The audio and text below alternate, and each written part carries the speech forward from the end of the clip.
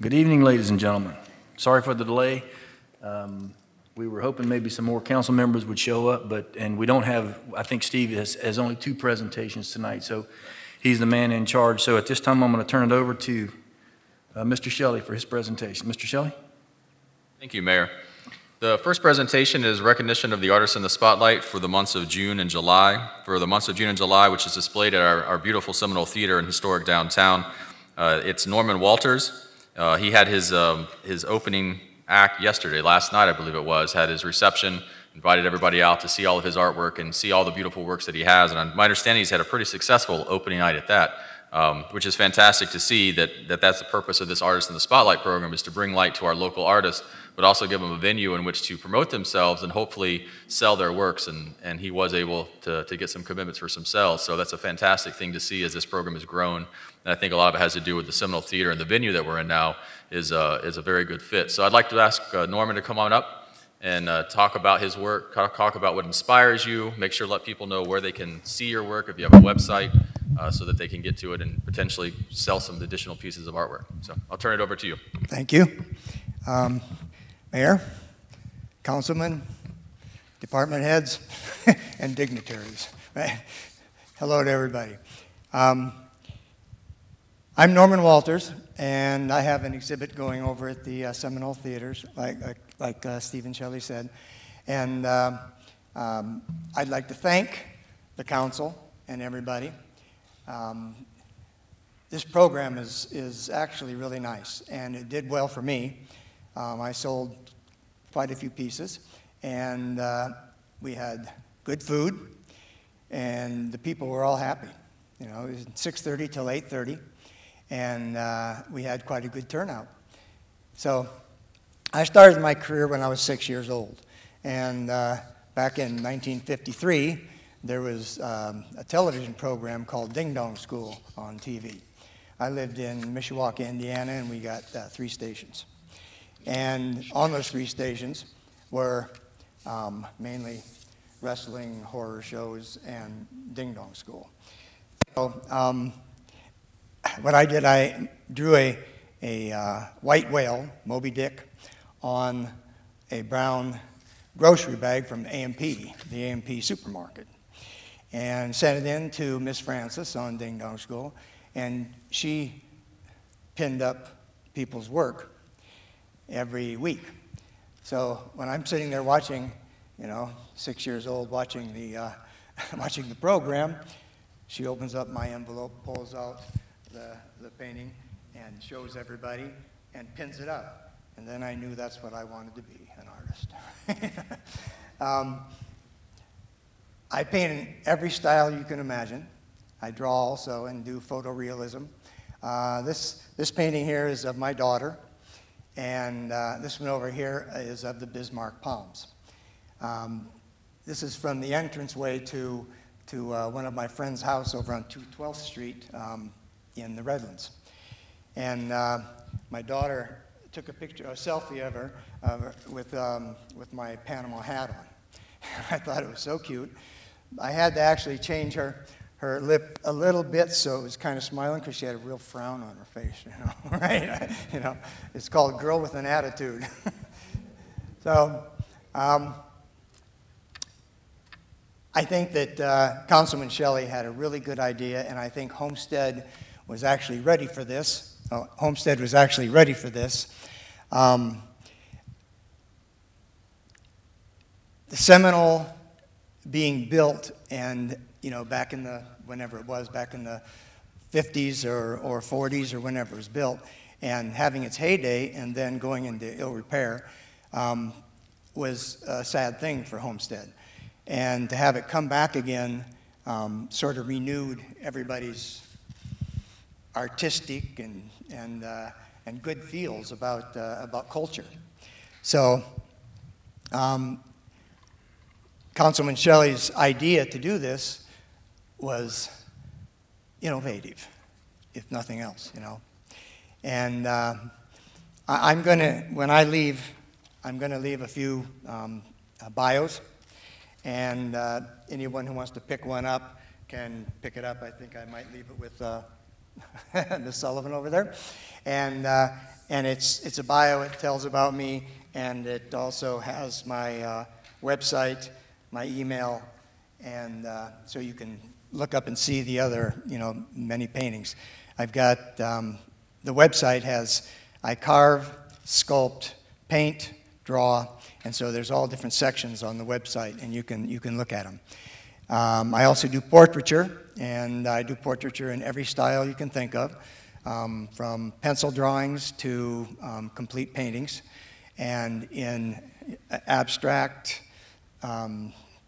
impressionism, expressionism, and photorealism. So, if anybody also wants portraits of their children or anything like that, I do that also.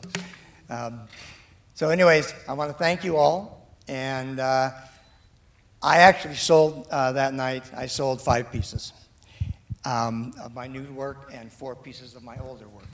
And it was good for me, and it was also good for the people who bought them. So again, I want to thank Councilman Shelley, the whole council, and everybody for being here. And check out the exhibits that come into the Seminole, because it's really amazing. Thank you.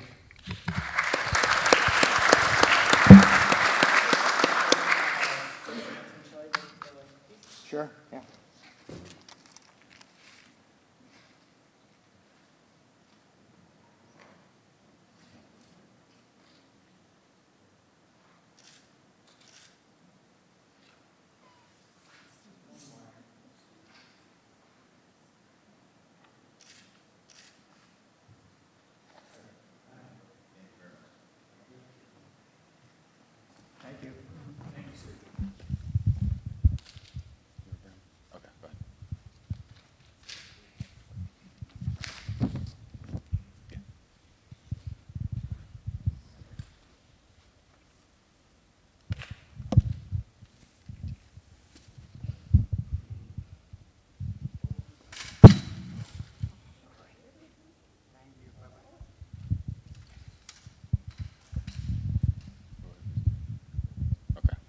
My second presentation I have tonight is for the committee that helped work on the 2017 Military Appreciation Day event. I think this is our 5th or 6th annual, I always remember. So each year it gets bigger and better, and each year it takes a lot of work for it to be as good of an event as it is. And we usually start sometime in January or February the planning process of putting together all the static displays, getting the bands, setting up the team competition, putting all the wheels in motion. And to do that, it takes more than just the city. And one of the things I love about the Military Appreciation Day event is that it's a collaboration of a bunch of different organizations within the city of Homestead, all for one purpose, and that is how do we show our appreciation for our military men and women, for all the sacrifices that they make for us, and how do we show that we're appreciative of them and also provide them a good time, while at the same time educating the general population and the general community about what our military does and the beautiful resource and the economic engine that we have here, which is Homestead Reserve Base, and all the different military branches that have operations out of that base. And so today the purpose is to acknowledge publicly the committee that helped put this together, to help create this event. And from what I understand around the word on the street is this was the biggest and best yet. And so that's good. Each year I keep hearing that. That means that we're making progress. Each year is better than the year before. So the bar is set high again for next year, and we'll start over at that point in time. So I will read the name on the certificate. And the certificate says, Certificate of Appreciation, Military Appreciation Day Committee, for your unwavering devotion, unparalleled vision, and the shaping and planning of our 6th annual Military Appreciation Day in Homestead on April 29, 2017, for the purpose of honoring our armed forces and their families. The collaboration of this team continues to impress with event success year after year, and it's signed by myself as well as the mayor, vice mayor, and all my fellow council members. The first Certificate of Appreciation is awarded to Carlos Batista.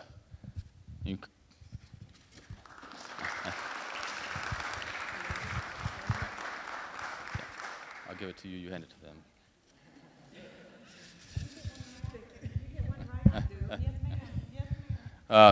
Next Certificate of Appreciation goes to Carrie Black.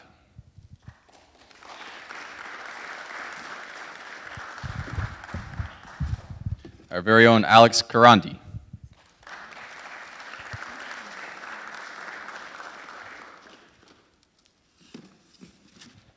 Sylvia Bernstein.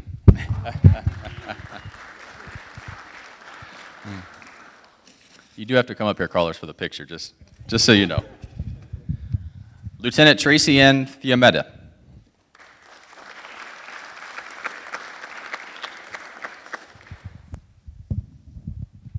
Karen Franklin.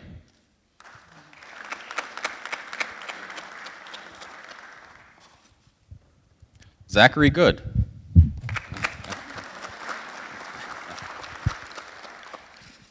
Sergeant First Class Pedro Orta.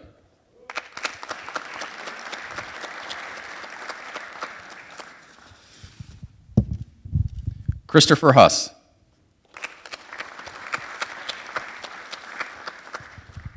Dale Machezik.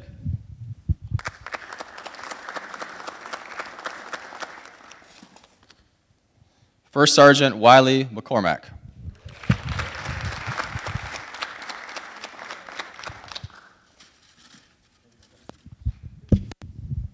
Yvonne Knowles.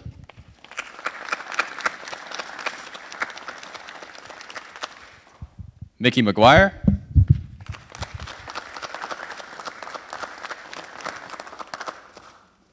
Ron Mongol.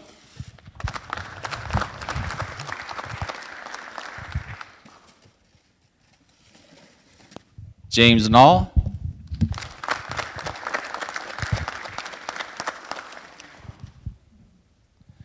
Pedro Ronaldos.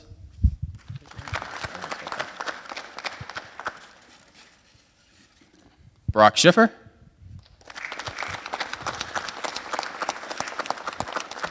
And then we also have one for the Monroe Marauders, kind of a late addition. And this is the committee that met probably twice a month toward the end there and monthly from January on to really make Military Appreciation Day happen. And you have, again, members from all sorts of organizations, the news media, Homestead Main Street, the YMCA, members of the military, local business leaders and business owners, and city staff. So thank you all for all your hard work and effort, and let's do it again next year. So thank you. Photo over here. We're probably going to do a couple of Only if you join us, get somebody else to play. You back? Yes.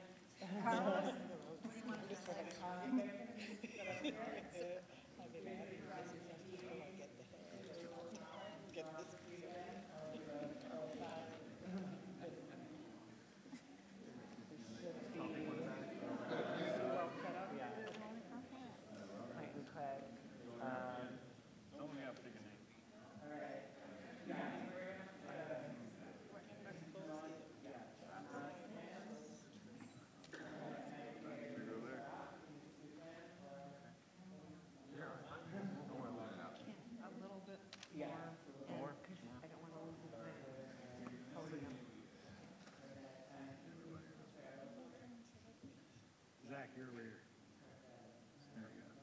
Can you scoot in? I'm sorry to do this. A little bit more. Here, I'll come. Okay.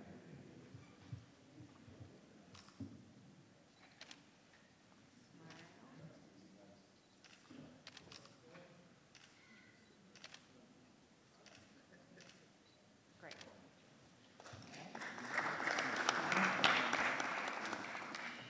Do you want to take a look? Oh, yeah, came out great. Okay, thank you. You're welcome. Thank you.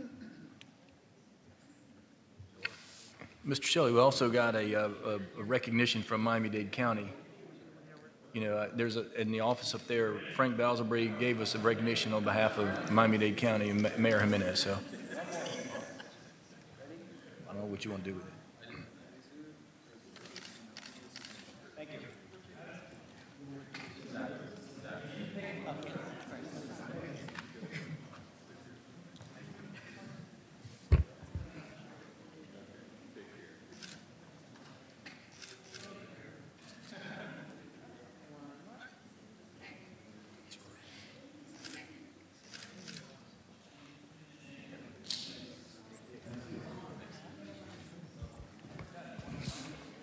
That's it, Mr. Shelley? That's all. Well, we're going to conclude the presentation ceremony. I want to thank everyone, and like Steve says, this military appreciation thing has become really big. When we get a chance to stand up on the stadium or stand up in the balcony of the Seminole Theater, and you can look out there and see the crowd, it's a huge crowd. It's a huge crowd. So thank you for what you do, and keep up the good work. And we'll conclude the ceremony. Thank you very much, ladies and gentlemen. Well, good evening, ladies and gentlemen. I'd like to call the Wednesday, June 21st, 2017 council meeting to order. It's approximately 6 p.m. This evening we'll have the invocation by Reverend Howard Harden from the First Baptist Church of Homestead, followed by the Pledge of Allegiance with the Vice Mayor, Faircloth, and our police explorers. Could you all please stand?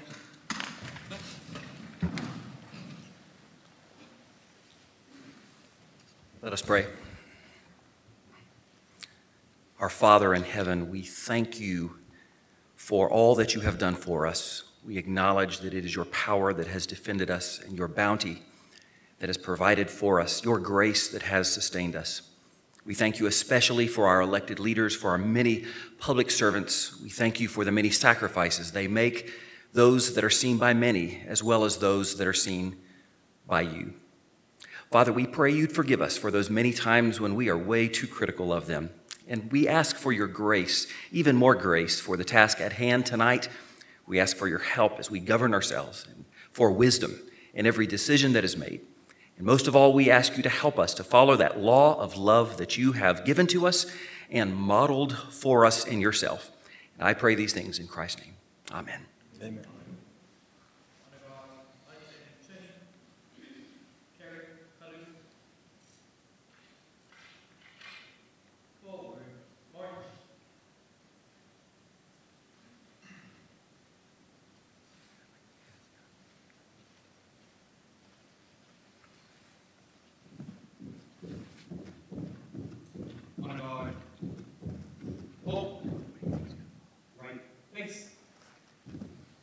Present arms. To honor America, please join me in reciting the Pledge of Allegiance.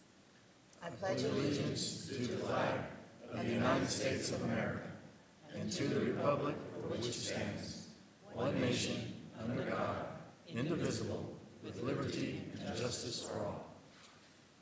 Order, arms. Left face. Forward, march.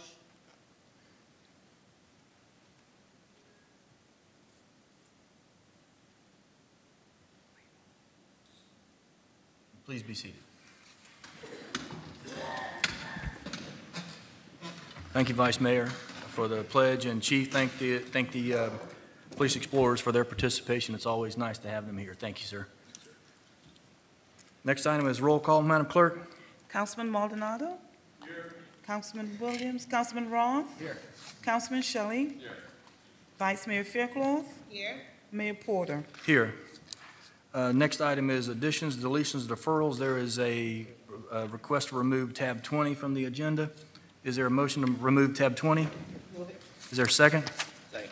All in favor? Aye. Motion carries. The next item on the agenda is a presentation from the South Dade Corridor Transit Project. They're doing a study. Please come forward and name and address for the record, please, sir. We have a hand mic if you need it. Thank you, Mr. Mayor. This sounds perfectly good. I apologize for my terrible voice. If it breaks down, I've got water. My name is John Culpa, and my address is 7650 Northwest 19th Street, Miami, Florida. And I am the consultant manager for Miami-Dade County on the project of looking at potential improvements and doing the project development and environmental work for the South Corridor. Let me ask everybody a question. Can you hear him fine? Okay. The handheld handheld mic, is I think better, it'd be I'm better happy with because that. you can get it closer because you're a little taller and that Okay. mic's a little lower. That's So if you don't mind, because I'm having a hard time myself. Okay, is that a little better? Is that better, everyone? A little better? Louder. Really loud. I'll try my best, ma'am. Yeah, I'm worried about not simply seizing up to the point where I won't be able to talk anymore. So, okay, so we initiated this project. You all initiated this project many, many years ago, actually. But in terms of the current work, we initiated this project in the end of April.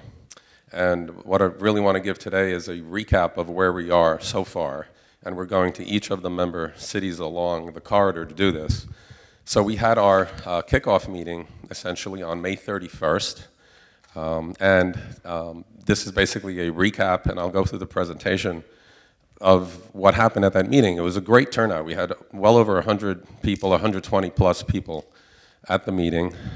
Many elected officials attended along the corridor, and we had a very good dialogue and a lot of discussion that ensued about the potential options for what we're undertaking. So I'm going to go through all these basic elements. I'm not going to read through everything that we're doing. I'll just get into the details here. So what you see ahead of you is the overall SMART plan that Miami-Dade County has developed for premium transit development into the future. And the oval circle is identifying basically the South Transitway, the South Dade Transitway, that runs from the end of the existing Metro Rail station down to 344th Street and Palm Drive in Florida City. So we are charged with evaluating this particular corridor. The intent is to use or reuse the existing transitway. So we're not looking at expanding very much of additional right-of-way. We're basically trying to keep within the existing 100-foot right-of-way, which is mostly is, so that we can minimize the cost of the project. And as you can see, we're basically going through the unincorporated Dade County, which is mostly to the west, and the 5 villages and cities between the existing Dadeland South Station and Florida City. As I mentioned, first off, it's a pretty robust history here. It probably goes really well before 2000, which is when they built the original Metro Rail line, and there was the discussion of having an extension way back in the 80s. But in the recent history, what you see before you is the various planning studies and work that has been done about updating and looking at alternatives analysis all the way through up until just a couple of years ago when MDX was looking at a managed lane facility.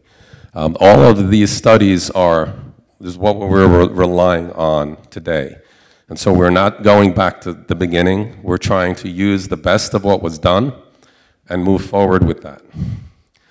As I mentioned, some of these dated photos, people in 1980s suits, there's been a lot of work done in building the original Metro Rail and a lot of development in Dadeland South that has occurred because of it. And it actually does serve a really important function in Miami-Dade County as a spine of transit service that is relieving traffic congestion. It carries about 75 to 80,000 people a day. Well, imagine another 75 to 80,000 cars on the road. That wouldn't be a good thing. So expanding the transit services is what this PD&E study is all about. You all know pretty much what the current busway looks like and is. It's right in front of City Hall here. So what we intend to do is look at various options to improve what's there today, all the way up to potentially expanding the existing Metro Rail system all the way down here to Florida City.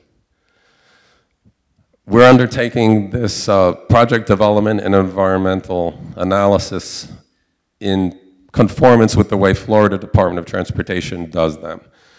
Some of the corridors in the SMART plan are already underway, and so this is one of the corridors that's been commissioned by the county itself, and so we're playing catch-up a bit. So we're trying to speed up the process so that we get to the same place as quickly as possible with the other corridors. We're basically looking at a standard analysis that will involve planning and engineering, and a lot of public involvement. The kickoff meeting was the first phase.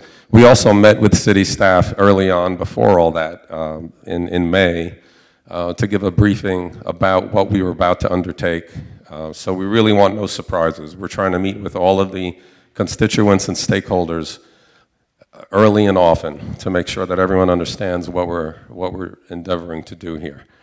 And the basic purpose of this is to improve mobility along the corridor for everyone, promote connectivity to the transit system and to the key destinations, enhance accessibility so that people can get to and from their home, to their work, to their shopping, to their school, and to stimulate economic development and to help encourage development along a corridor such as this so that we no longer have all this sprawl in the county that contributes to all the traffic congestion since everybody has to drive so much further. The existing transit facility was built in phases over the last 20 some odd years, and it is in different states of repair, and it obviously needs major improvement since a large part of the corridor was built in 1997. This is as early as it goes back with the first phase. This section that we're in today is actually the newest section, and I believe the park and ride facility at 344th Street was opened about 2 years ago. So it's taken a long time even to get the busway to be built to the state it is today. What we're attempting to do, as I mentioned, is fairly accelerated. So we had our kickoff meeting in May of this year. We're looking at having corridor workshops where we will go into the specifics of the details of the different alternatives in the summer. It says summer here, but we're thinking really it's going to be September after school is back in session and people are done with vacations so that we get a better turnout. We will then have alternative workshops where we will try to drill down into which alternative is really coming up as the one that is leading to a recommendation.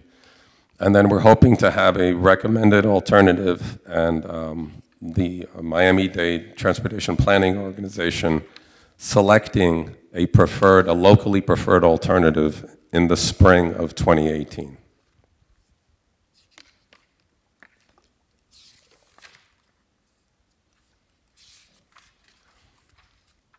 So we're going to be looking at 4 basic alternatives, and they're defined on this slide.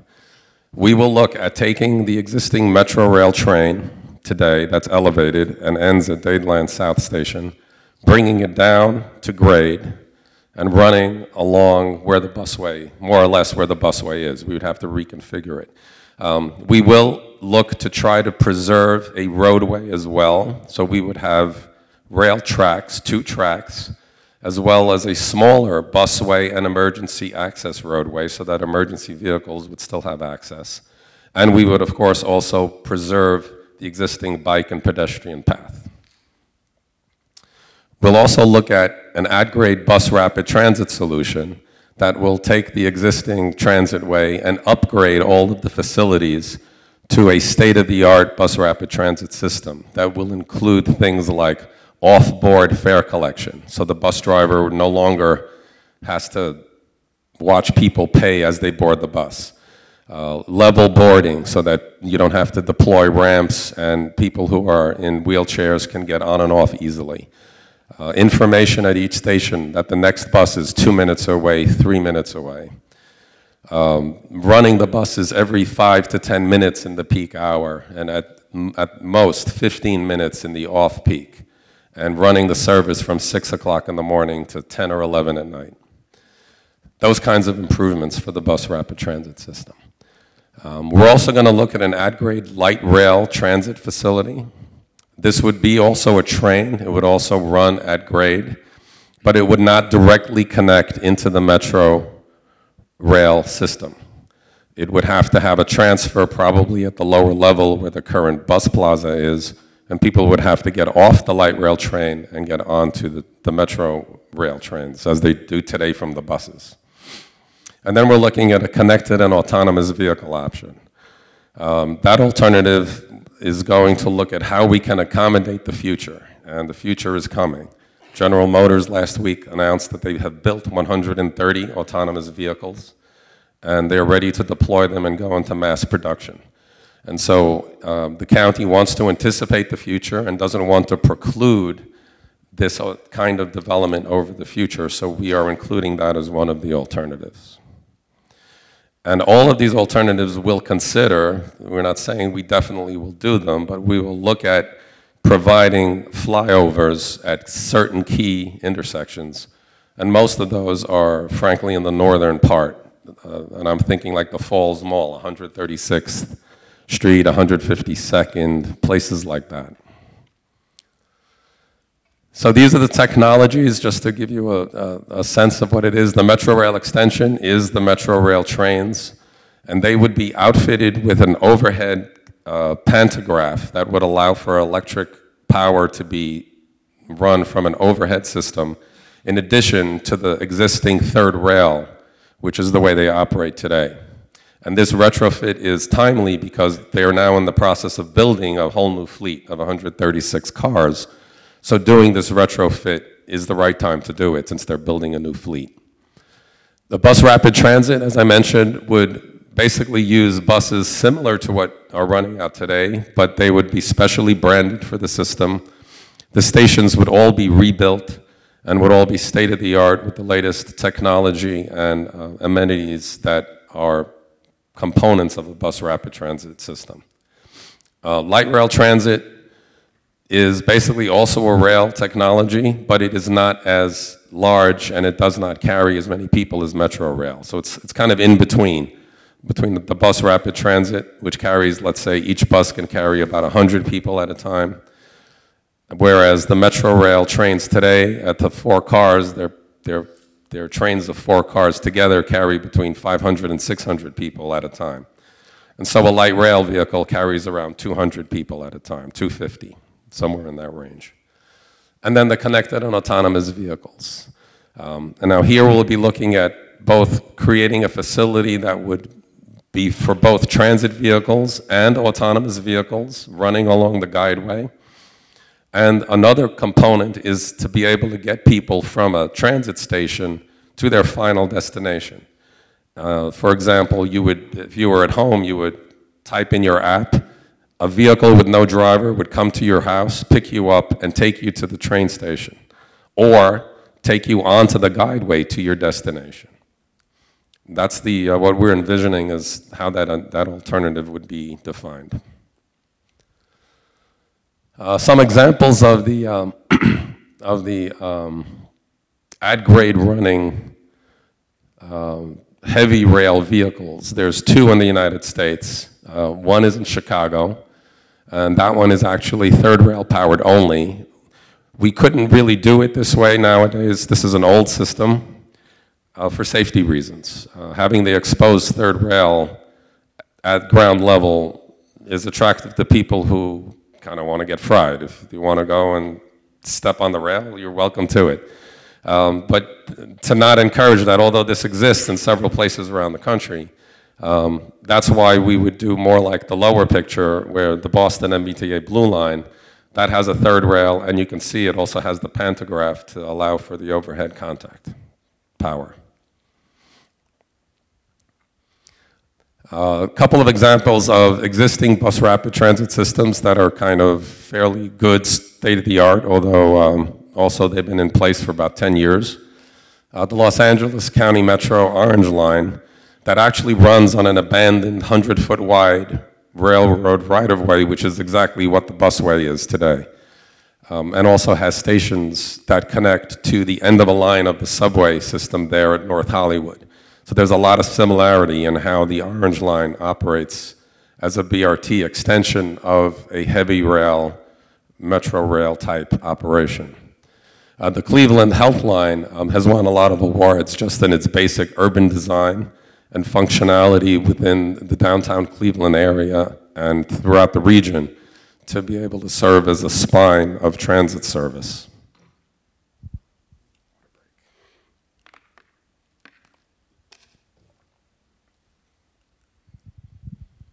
In terms of light rail, Portland, Oregon is probably our poster child in the United States for how light rail systems operate and have been developed over time. So we'll be looking at systems like, and vehicles would look somewhat like this, and the stations would also potentially be somewhat similar. we go. And then connected on autonomous vehicle technology. So in terms of the mainline service, if we were to run them along the transitway, it could be just a vehicle. You wouldn't necessarily know that it's a vehicle. As they come online, the idea is to allow for autonomous vehicles to operate. But for the first mile and last mile connections, vehicles like this might be what we're looking at, where they seat about 6 to 8 or 10 people at a time, and they would just circulate around the neighborhood, bringing people to and from the transit stations. Public involvement is a major effort that we're undertaking as part of this study effort, and this is everything that we've been doing and will continue to do, in addition to the corridor workshops and alternative workshops and public hearing that we'll be having over the coming months, culminating in March of 2018.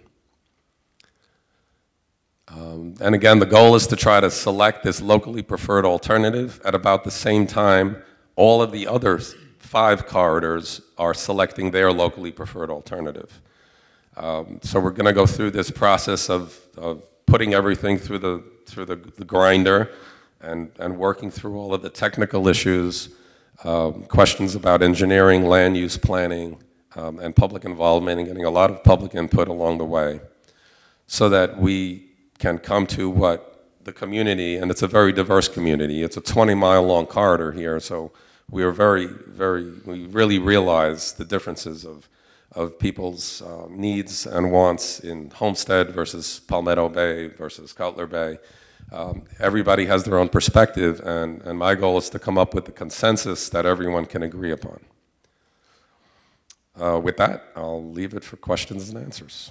One question as far as the options, are you also studying a no-build option? I know in most studies, there is always the option to do nothing. Yes, I failed to mention that. Yes, we have a no-build and a TSM alternative that's always there. So we will compare all of these alternatives against doing nothing. Okay, so there is, I guess, you had 4 listed. But at the end of the day, if there is a lack of the ability to build some consensus or get everybody at least working together towards some option, there is still the reality that nothing could be done. That is correct. Okay. Questions from council? Mr. Manager, did you have any questions from council? Vice Mayor? Yes, thank you, Mayor. I have a question. As it relates to a building of consensus, as it relates to the alternative for the South, is it my understanding that the mayors have all met and determined which alternative that they're in favor of? I don't, go ahead. The mayors among the various 5 cities together, I believe there have been discussions among the mayors, but we have only met with all of the city managers and city staff individually, except for the city of Florida City. We couldn't get to them before the May 31st meeting. But we are scheduling these kinds of meetings and this follow-up and this debrief, essentially, about the kickoff with all of the city councils. So no alternative has been decided upon from any municipality, is that correct? That's correct. Okay. The purpose of this study is to go through the technical analysis and come to a consensus during the course of this next year. Understood. There's a reason for my line of questioning. Miami-Dade County has been a transportation-challenged county for a long time. And in the South, for those of us that don't have the luxury of working within our city, we've been suffering in traffic. So can you give us a frame of reference? If any one of these alternatives are passed, how long do you think will it take for any of these alternatives to be realized? Be it BRT, light rail, metro rail? Okay. BRT is the simplest to implement. It's the easiest to build, and you basically have most of the infrastructure in place, right? So if we were to upgrade it to a real bus rapid transit operation with all the bells and whistles, we're replacing stations, we are putting in fare collection equipment, new electronics, new signal systems and things like that, but we're not rebuilding the roadway for the most part. So that would probably be the quickest to do. Light rail and heavy rail are probably both about the same, but would be significantly longer because both require reconstruction of the entire busway. Because we want to preserve a roadway facility as well as the rail facility. So basically things need to be in a major way changed. How quickly this can happen, if it depends also on the process of going for federal funding or not federal funding. If you go through a federal process, it's likely to take a bit longer, but you have the prospect of getting some significant dollars from the federal government. Recent experience shows that projects around the country are funded between 40 and 50% of their total cost, but it takes a bit longer to get through that process. If you can find the money locally, meaning the various cities get together and chip in, and the county chips in, and the state chips in, and you can figure out a project that you all agree on, and you forego the federal process, that one would be done faster. And you can also use a mechanism like public-private partnerships and design, build, and operating and maintain opportunities that can help build things faster. Not necessarily cheaper, but they can do things faster. So if I were to venture a guess, which is a dangerous thing to do, I think if we can get through this process in this year that we're trying to get through and get to a decision on a preferred alternative, it will probably take another year to get ready to procure and get a process in place to do the construction, and then the construction could be anywhere from 2 to 5 years. Up to 5 years. For the heavy rail construction, yes. For anything to be realized for us. Has there been any conversations as it relates to a hybrid, starting out with BRT and then phasing into light rail? Great idea. It's an idea, but it's a very realistic idea. And in fact, Director Bravo mentioned when she did the rollout of the SMART plan that one of the options is to do an incremental process. So if we can't afford the whole plan, maybe in our example here, we could get to Cutler Bay, right? We could get it to the Southland Mall as a rail extension, and we could design a really neat transfer, not a complicated one. We can probably design a transfer that takes you get off the train, you walk 10 feet and you get on the bus, and you do that in each direction. And then you could take the bus and take it down the rest of the way to here. That is an option, and that's something that we'll discuss as we go through the process. But in order to keep it clean from the point of view of the PD&E process, we're keeping these as 4 separate alternatives to analyze for the moment. So that's not an official alternative. I think it's a great idea No, myself, but so that we can have some type of relief in the interim, but I also recognize that there's a trust issue with that, meaning we give you BRT, and then goodbye. That's what you're getting. Yeah, we've given you enough, and then the light rail is missing in action. So, but yes, it's certainly something that, we have discussed it in various meetings, in fact, with your staff here as well as with several other cities, that absolutely that's a possibility. Okay. Well, I look forward to continued dialogue with this, because I feel as if the lack of mobility for us in the South, we're so disconnected, it's definitely hampering the economic vitality in our community. So we need something sooner than later, and hopefully all of the mayors in the South come together in a consensus and united front so that we can move forward and move to the front of the line to get us easier access to downtown. Thank you, Mayor. Thank you, Vice Mayor. Mr. Maldonado? Hold on, I'm sorry. Oh, sorry, go ahead. Thank you.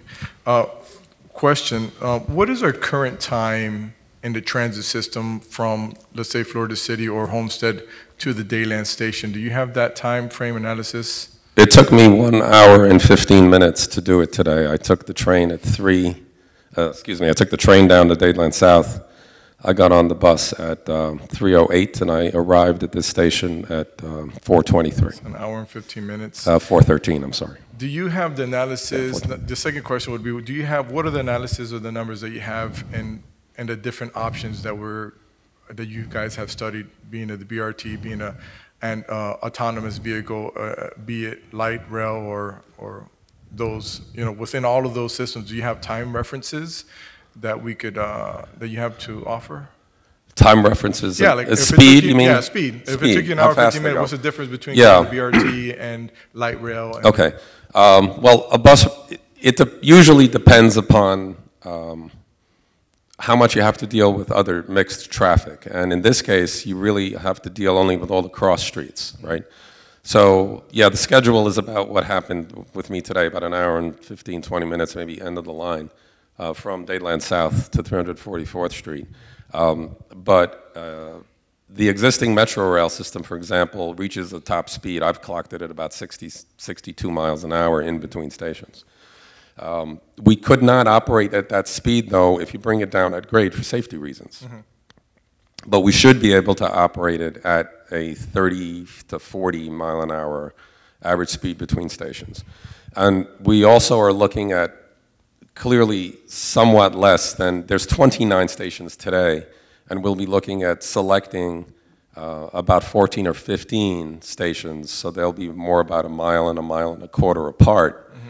in order to help speed up the process. Right. So the goal would be to probably, my personal goal would be try to get down to half the time that we're doing now. So if it's an hour and 20 minutes, get it down to a 40, 45-minute ride to downtown, and then we're competing with traffic, and you'll get ridership. Yeah, well, yeah, but total, you're saying 45 minutes total from when you leave here to downtown, meaning that you're jumping on the Metro and moving there, or you're saying from here to the Dayland? From here to Dayland, and then you'd have to add the time to downtown. So right. About an hour to get to downtown. Right, so then that time from, so I just like to know the time from here to Dayland, because from there I could, add on whatever it is to whatever stop. Yeah, well, right now it's about 75 minutes scheduled right now. So, but in your analysis, did you guys come up with time? Like if you did let's say a mock, like through like a software, it says if I have this vehicle and it's running at this speed from this location. Yeah, we haven't gotten that far into it yet. We will though, we absolutely will. We'll have that information probably by the time we have the corridor workshops.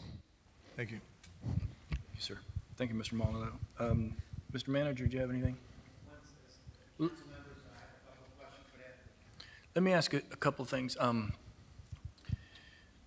This is a presentation. You're presenting this to the council for the first time as a collective body. When are you going to have the public hearing portion of it where the public comes in and starts having a dialogue with you as part of this process? Okay, well, I'm reporting on that first kickoff meeting process that happened on May 31st. So that was a public meeting attended by about 120 real public people too, not consultants and staff and all that. So we had a really great turnout for that. And then the next opportunity is going to be in September, where we're going to have corridor workshops, and we're looking for a venue, kind of nice facility I got right here, something in the south and something in the north of the corridor, so that we would have corridor workshops in September where people could come and give us their input on each of the different areas. Well, that's the point that I'm trying to make is, we need to be able to have our public come in and give their input as well, not just what the council members are saying, but at another time, at a public meeting, open up for everyone's. Absolutely, input. absolutely. And I know that's part of the discussion. That's part of what you're charged. That's part of what we've done. And in fact, for the May 31st meeting, we sent out a mailer to everyone living within 1,000 feet of the busway, all the way from Dadeland South to Florida City. So and the meeting was held at, where did we have that meeting? I really lost it. Government Center? Or?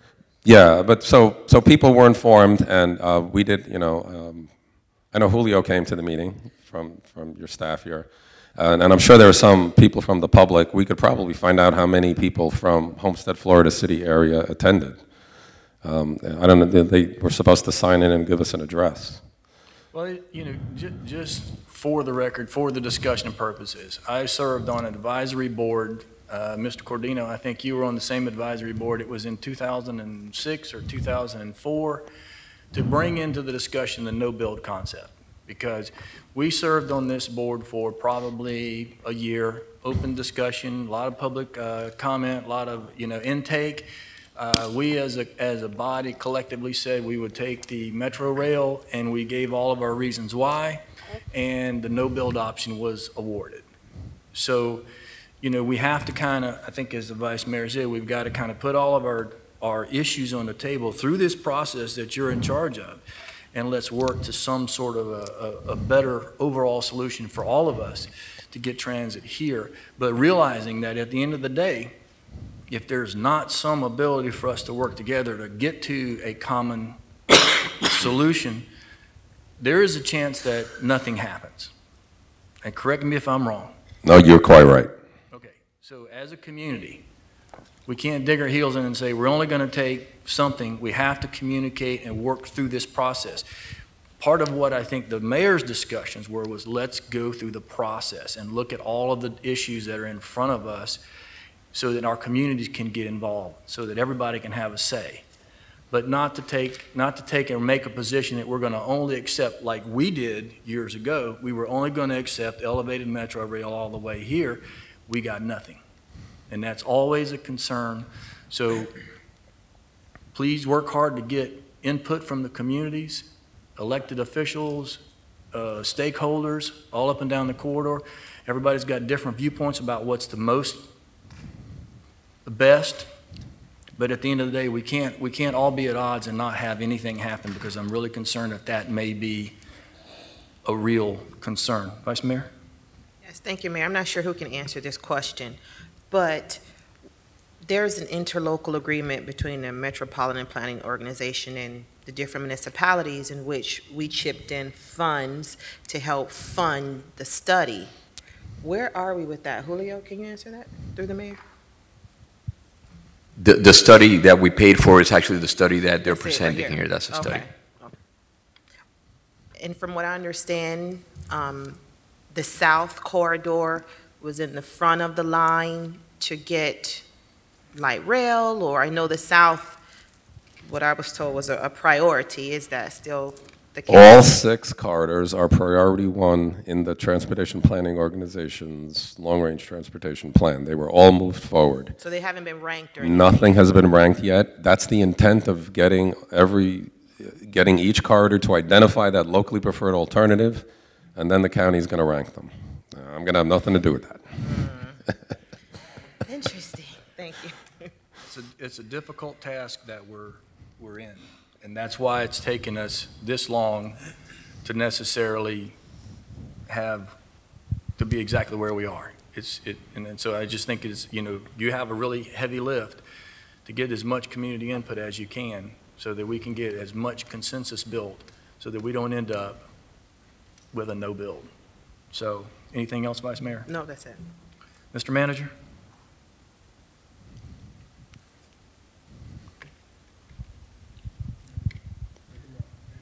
He can make himself hot. Thank you. I had a few questions that I know the answers to, but I think it's important that the information be provided to the council and to the public, because there's been a lot of discussion about this, and I think just want to make sure everybody understands what all the pieces are on the board, because of the fact of the reality of limited resources. So I'd like to first deal with that. Is there are 6 corridors that you're studying. With the available current funding, how many of those corridors could actually be funded? That's really a question that the Citizens Independent Transportation Trust should answer, because they hold the money. Their answer back. was 2, so I just want to... Their answer was 2. I was going to say probably 2. Okay, so by definition, that means that 4 out of 6 will not be funded likely unless something changes dramatically. Well, it depends on how the state funding and the potential for federal funding comes into play. One of the key mechanisms that the Transportation Planning Organization is looking for is it's been on the books for a long time with the Federal Transit Administration in Washington, but it's called a program of interrelated projects, where they look at a program over time, over decades perhaps, where they fund projects because they're all interrelated. Well, guess what? The SMART plan that the TPO has put forward here is, in fact, the program of interrelated projects. So they're trying to work that angle with the Federal Transit Administration. But there's a lot of details, the devil's in the details in all of these things. So how successful we can be on any given corridor is part of what I'm trying to identify for our corridor right here. So by the time we get to, certainly by the time we get to the selection of the locally preferred alternative, I'm hopeful to be able to give the county the information that says, yes, the South Corridor meets all the criteria that the Federal Transit Administration has, and you got a great shot at getting the federal money. Or it's a dog. Let's not bother with the Federal Transit Administration because we're never going to meet 3 or 4 out of their 6 criteria, and it's a waste of time. And while you're doing that analysis, because right now if it's 2 out of 6 in terms of funding, and maybe you can get more depending on whether you can convince the federal government to provide more funds or some other creative financing solutions. Does cost of the system matter in terms of the deciders on where to rank these and which systems to fund? Does the cost of actually building the system matter? Yes, the cost absolutely does matter. One of the key criteria for the FTA, the federal money, is called cost effectiveness. And so you need to get a medium rating, and the number actually that's used is $10 per rider. So if it costs more than $10 to build and operate and maintain a system over 20 years, if it costs more than $10 per rider, it doesn't get a medium rating. So some of the criteria they look at is how much does the system cost? How many riders can you expect? And you need some proof of current ridership and some realistic expectation of what the new riders will be, and then you kind of divide all that up and you come up with a formula.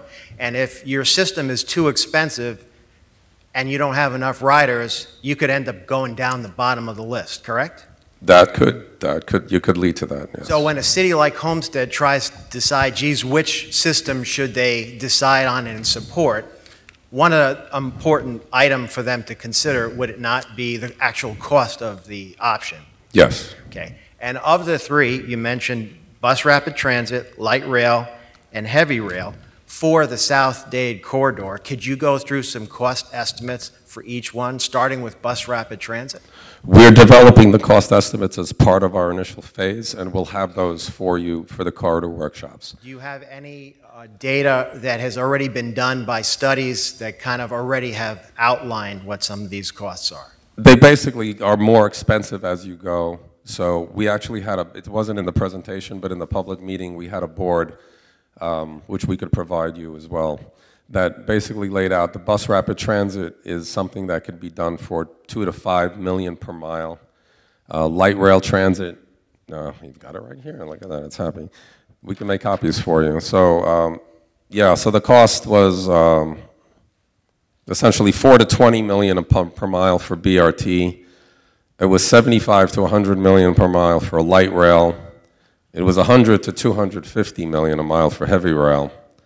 And we don't know yet about autonomous vehicles. Could you go through those numbers again? And do you have the total of, for each one, if you did it, rather than per mile, do you have a total cost? What was that again? We just gave it on a per mile cost, again, because... Okay, can we hear that one more time? Sure. For bus rapid transit, it's $4 million to $20 million per mile. For light rail transit, $75 million to $100 million per mile. Heavy rail transit, $100 to $250 per mile. Okay, so just to be clear. So and these are national averages. Just to be clear, so everybody's heard that. When you're assessing the cost and you go to the federal government and say, please may we have funding, one of the things we're going to say is either, can we have enough money to pay for a system that costs $4 to $20 million per mile, or may we have a system, which is bus rapid transit, or may we have money for a system that costs $75 to $100 million per mile? Right. What is the greater likelihood of getting funding under that scenario? The bus rapid transit or the light rail? It depends on the ridership. It depends on the purpose of the project, beyond the cost itself. So, for example, your current transitway carries about 14 to 15,000 people per day. That's quite decent. That's pretty decent ridership, even though it's not the most efficient system in the world. This is 27 miles, correct? It's 20 miles. 20 miles times 20, roughly at the high end, 400 million, correct? For a bus rapid transit, right. Or bus rapid transit. Right. Now, if you take, you said 20 times 75 million? Right. Let's go the high end, 100, because we want the 100, high end. Right, it's How much is that? a lot of money. How- $2 billion. $2 billion. Right. Okay, so under one scenario, we go and we ask for somewhere between 1 and 400 million. Under the other scenario, we ask for $2 billion for the same two, correct? Correct. Okay, and the other question I had for you is, which vehicle is faster? In other words, you sit in the vehicle, now that it's been constructed and it's ready to use, and you get on in Homestead, and you get to the end, Dayland Station. Is the bus rapid transit vehicle, will it get there faster, or will the light rail get it there faster? If it's between light rail and BRT, there is probably not that much difference. Meaning, it's about the same. It's about the same. Okay, so, go ahead. The Metro Rail gives you direct connectivity to the existing system, so you save time on transfers. You don't have to get off one vehicle and onto another, which is it's actually the beauty of the Metro Rail extension, because you basically you could get on at Florida City or Homestead, and you could go directly to the airport. And that one, that one is terrific, right? Because you get on and it's a seamless, it's a seamless ride. The only issue with that is 250 It's a lot of money. times 20 is how much? It won't be 250. That's a large least, spread. That includes tunneling and things like that. At least $2 billion. We're going to see. We're trying to get these costs down. The whole point of bringing it at grade is to bring the costs as low as possible. One other thing, and I appreciate the time the council has given me on this, is I've spoken to a bunch of experts on actual real projects, like when you actually look at the history of cities and rapid transit systems.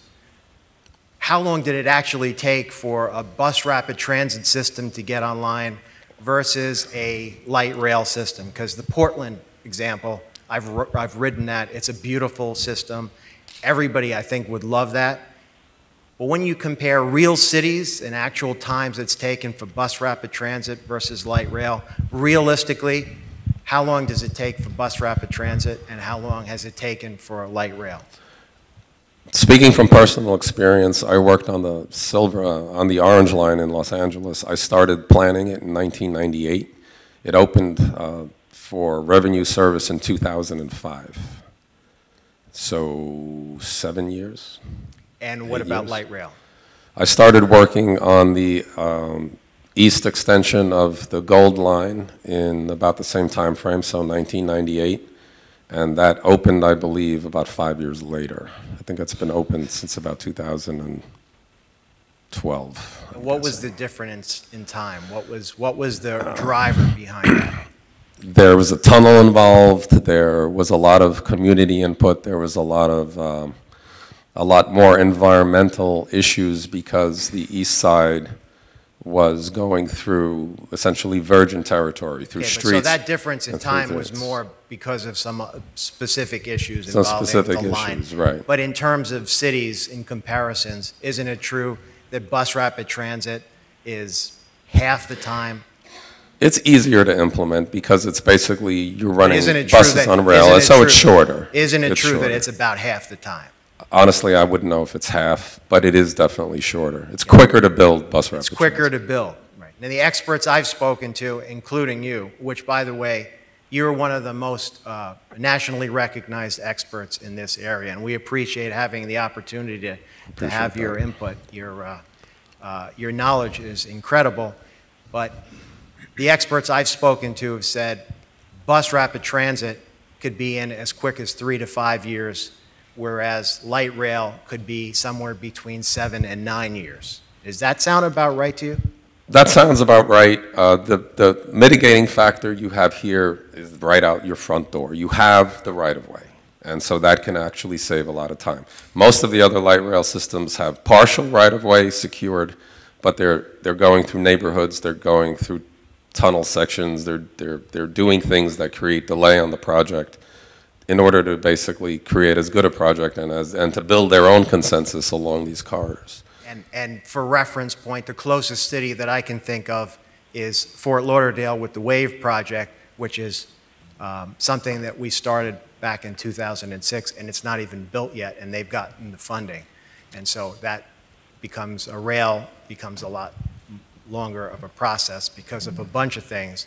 But one last thing I wanted to ask is, if you're a homestead and you have a system that's cheaper and it's faster to implement and it gets to the destination about the same time, and you could do that as an interim solution and then prove ridership, which should help then with funding for a higher grade system downstream, what would be the downside to start with bus rapid transit, get that up and running, and in 3 years have riders being able to hop on a rapid transit system and get them there in 40% shorter time? What would be the downside to that interim solution? I think the Vice Mayor pointed out the primary downside, which is you never get the rail line because you've got the BRT. And so the political scenes change and things don't happen the way you expect them to go. But in fact, the Orange Line in LA was designed exactly that way. Do the bus rapid transit first, and then and they're now thinking about upgrading it. When did I say it opened? 2005. So 12 years later, they're talking about upgrading it to light rail. Thank you very much. I'm going to ask the council, we would love to offer, unless there's an opposition from the council, this structure as a place for us to have some dialogue with our community. So the manager is a contact for us, and this building can be yours to do that, and the sooner the better, because our community is starving for a transit solution. You know, every road between here and Miami is under construction or inadequate. So, you know, let's build that consensus. I mean, it's going to be a tough road. You know, it's going to be a tough road, but the sooner you get down here and explain the options to the community and lay it out for open discussion, because again, we don't want to get into it tonight, but the thing is, you got to get into it with this community and let them know what their options are so that they can take a position one way or the other as to the transit, because I still want everybody to be concerned about the fact that no build is an option. There's 6 corridors competing. You got 13 commissioners. Each one of those commissioners may have 1 or 2 of those corridors in their districts. It is a very uphill push for us. 2 of our commissioners against 11 of theirs. So it's a competition, and we're in a good position because the corridor is solid. Most of the right-of-way is there. We just got to work on the consensus of making sure that we can get something in my lifetime would be nice. Mayor, may I ask also that the questions that were asked tonight, the answers be incorporated into the presentation to the community so the public has that information as well? Because I think a lot of the answers that we got tonight would enhance his presentation and give a better and clearer picture to the public in terms of what's going on. I think the manager's correct, because you need to build this, because this dialogue should be offered to the community as well, and then build on their dialogues as much as possible so that we can build a consensus, or we can build at least a direction that we all hopefully can buy into, so that we get, because we are in a good position with the 6 corridors. Some of these corridors have nothing. They have a road that's full of traffic and no right-of-way is there. Our right-of-way is here. We're set up. If we can get our ducks in a row, we could be in a good position to get a transit solution for this end of the county. And that's why I'm here. And I appreciate it. I appreciate it. Mr. Maldonado, and then we're going to shut the presentation. Yeah, Mr. Mayor, just to piggyback off what the manager was saying. So are you going to tonight present the questions, or how are you going to get those questions to make sure that they're going to be part of that presentation? What we can do is we can have staff go through this presentation, itemize all the questions, and then submit them, and hopefully incorporate those in, because obviously if you like the $250 million per mile option, it's just important for people to understand what the total cost of that is, and then what the likelihood is of funding based on, because if you like that version and you're never going to get it, then you should at least understand, well, what about the cheaper version? Can I get that? And is that better than nothing? And I think that is, something that we should as a community have a conversation about.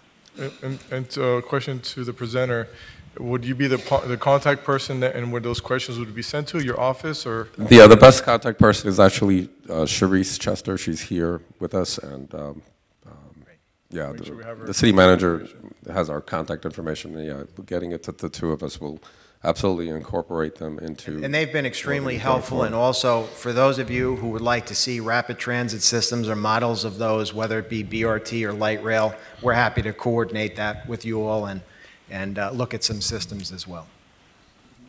Thank you. And just my last comment, we took an economic development trip just recently over to the west side of the United States, and we were in Seattle and we were in San Francisco, and we were at the last minute with our assistant city manager, Kate, basically got us a good insight on some of their public transport systems, and surprisingly what their BRT is and their busway system, and it's a coordinated effort that's pretty effective. And so obviously they've had a lot of growth and demand in San Francisco and in Seattle because of the Amazons, the Microsofts, and the big companies over there. So there's a huge growth in urban sprawl and development, and so transportation is one of the key issues over there. So they've been able to handle it, and what we've seen and what the study you have seen is that on the west side they've gotten their ducks together, and they got some great transportation systems. And so what I'm hearing, right? Are you coming from that end over there?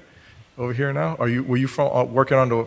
Yeah, I'm originally from Brooklyn, although my code probably doesn't tell you that. Okay, but, so yes, I lived in LA for about 12 years, and I worked on a lot of those systems. But I'll tell you why they build them.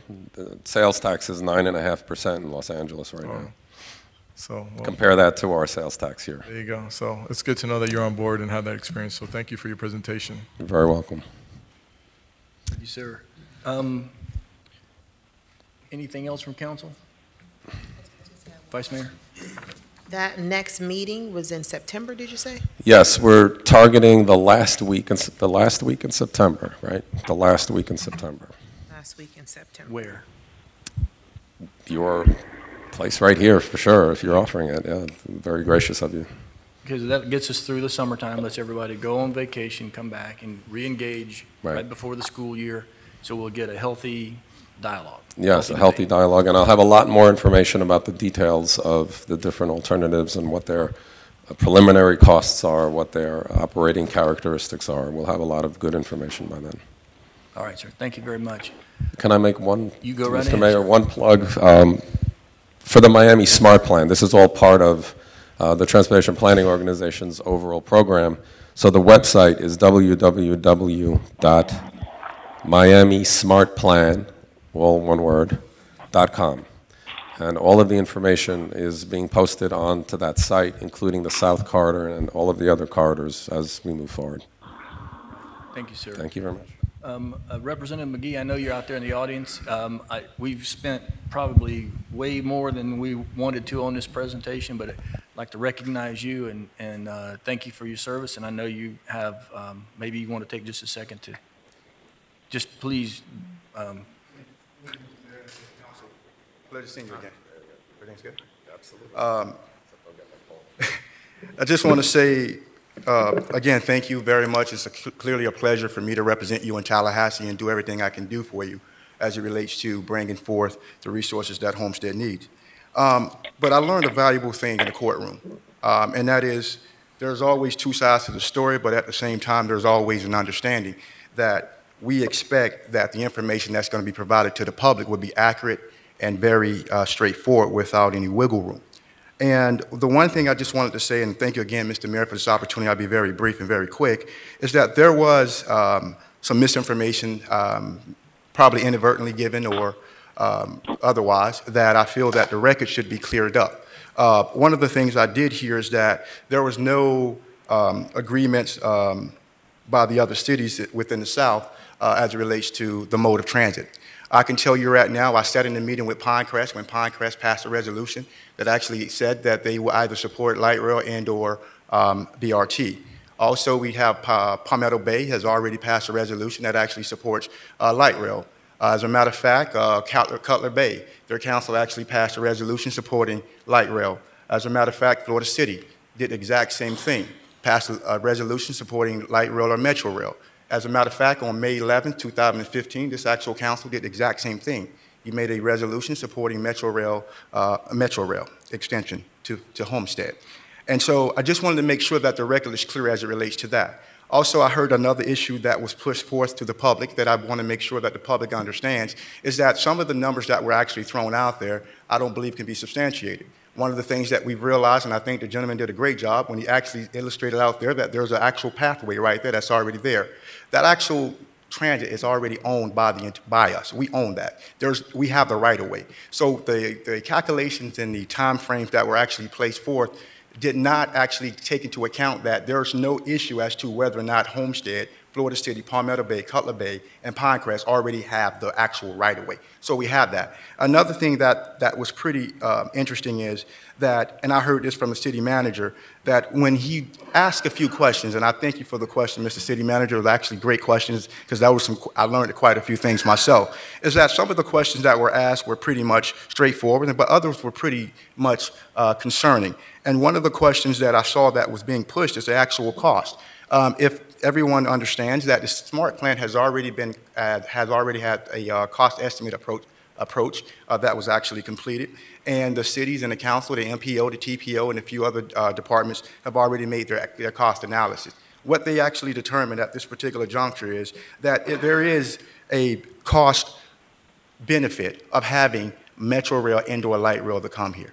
There's no dispute about that. As a matter of fact, we have Mr. Frank Guillermo from the Department of Transportation. He's here, and he can actually clear up the record to some of the things we heard. The gentleman who came before me, and thank you very much for the time, the gentleman who came before me, he's a consultant who was brought in to actually look at the NEPA study so we can get this mode of transportation actually pushed forward. And that didn't come out. But we have the actual transportation expert for the Miami-Dade County actually here, actually can tell you exactly in a very brief moment the truths, the facts that relates to the mode of transportation for the South. And the last thing, before I move out of your way, Mr. Mayor, and I just want to say again, thank you very much, is that in 2002, when the county promised us rail, that's the real issue. It's not this council, it's not the mayor, it's not the county, it's not him, it's not you. It's the county. No one trusts the county. I don't even trust the county, and I'm a state official. Why? Because we've been lied to too many times. And we've been told that if we simply pay a half-cent tax, this entire corridor will actually receive a mode of transportation rail. We haven't gotten it. The biggest fear, and it is very much political, and it is very much real, and everybody in this room understands. If you place BRT on that busway, you would never see a light rail or a metro rail extension. I'm telling you that now. Because the reality of it is when we bought the light rail, by the way, we've already paid for it. We've already paid for Metro Rail through our half-cent tax. When we paid for that, they gave us BRT. Those buses that you see out there, that is considered BRT. How long have we had it? Too long. So, Mr. Mayor, and I know it is totally out of context, but I feel that the public has a right to know that some of the information that will be memorialized in your records need to be corrected here, and Frank is here to do that very thing. And if, Mr. Mayor, I promise you, I beg you, just simply give him 2 minutes just to pretty much put whatever needs to be on the record, because I think it's a huge disservice to the people of Homestead for this information to be left here without being challenged and or reviewed by someone who knows the Miami-Dade County infrastructure inside and out, and is not a simple consultant to come in here and give statements and give numbers that are not substantiated. Thank you, sir. Thank you. Quickly, please, sir. No, I just want to clarify a little bit what John was talking about earlier. He's doing... Oh, I'm Frank Guillermo, sorry. Frank Guillermo, Miami-Dade County. I'm the Deputy Director for Transportation and Public Works. John's doing an EPA study. He's following federal guidelines, and in their cost estimating, they're using state averages that are not particular. Like he touched up a little bit on some of these costs had tunnels, some didn't have right-of-way and all that. As he's going to go through this process, so whatever price you want to put out on your website, you can, but understand it's going to have to be revised. Part of the study is them fine-tuning it. So in that study, he's going to figure out we have the right-of-way. Right-of-way cost is a huge factor in this. Also, when he talked about the Metro Rail cost, there's overhead Metro Rail. We're looking at that grade for this corridor. It's very different as well. And the last thing the two last corrections I wanted to make is you actually have 3 votes. It gets voted by the MPO, not the county. When all these corridors come in and all these factors, the county does not make the decision. It's the MPO board. And there was one other clarification I think I wanted to do. The duration of construction, if we do a design criteria package and it goes to a design build, you could probably have a project completed in 3 years after the study. But the critical component I wanted to really that you guys understood is that as they're developing the study, you're going to see that price is going to fluctuate, and we can't have people coming back and say, well, you told us this price. He's doing a PD&E, and as the PD&E moves forward, you're going to see these prices come more and more accurate. The last factor I wanted to talk about is, we can have BRT if it's going to be sufficient, but, we could have do we need light rail? And we talked about the grading parameter. Some of the grading parameters is your land use. So if you do a BRT system that suffices you today, you're going to have to make sure it suffices you 30 years ago. The analogy was made that, well, maybe later on we can go to the light rail. You could go to a heavy rail at that point, but we need to understand that in that cost benefit that he's going to do right now, they're going to look at the land use along the corridor, and they're going to make sure that in 10, 20, and 30 years with these land use, will this technology be sufficient? That's it. Okay, well, let me just say, this is what I really didn't want to get into right now, because the whole issue of having the study is to have the study. Correct. Because your opinion of the study, his opinion of the study, everybody's opinion of the study, we're in the middle of the study. I mean, we just got started. So no one is taking this as a position other than we are encouraging the discussion about the options. My concern, as I said before, we can take your opinion and do nothing. Because we're going to argue this out. This is what we want to do, is establish the awareness of this discussion. And if you have any stake in this as a resident, as a business owner, you need to come and put your information on the table so that we can get a better product at the end of the day. So I've been in these conversations for a very, very long time, and it's been argumentative. The facts have been different on both sides of the equation. You can't really get the truth out of anything because we haven't really finished the study. So let's finish the study. Let's get the facts to the study. Then let's argue about the process after that. That's why I didn't want to get into this, but out of respect to my colleague from the state, he works hard for us. I respect him, respect what you do, not the time or the place. Whatever's on the table is throwing it out there. Encourage people to get it, because people may not agree with our positions. But let's get the study into South Dade so that our people can discuss it, all right? Our building is set up. We're going to do it. We're going to have the discussion. We're going to get people involved, and we're going to debate it at the end, okay? Correct. Mayor, just while we have him on the record, real quickly, though, just 'cause I heard one thing that's somewhat disturbing is they hired this firm because they're experts, and the expert gave facts, and now he's clarifying or correcting the facts. Is it your intention to allow them to do a study without altering any of the facts and rely on their professionalism? Absolutely. I just didn't want John's statement to be taken out of context. Well, it wasn't out of context. He gave very specific facts and figures, and now you're clarifying them. I'm just wondering, are you going to allow the consultants to do their work without interference? Absolutely.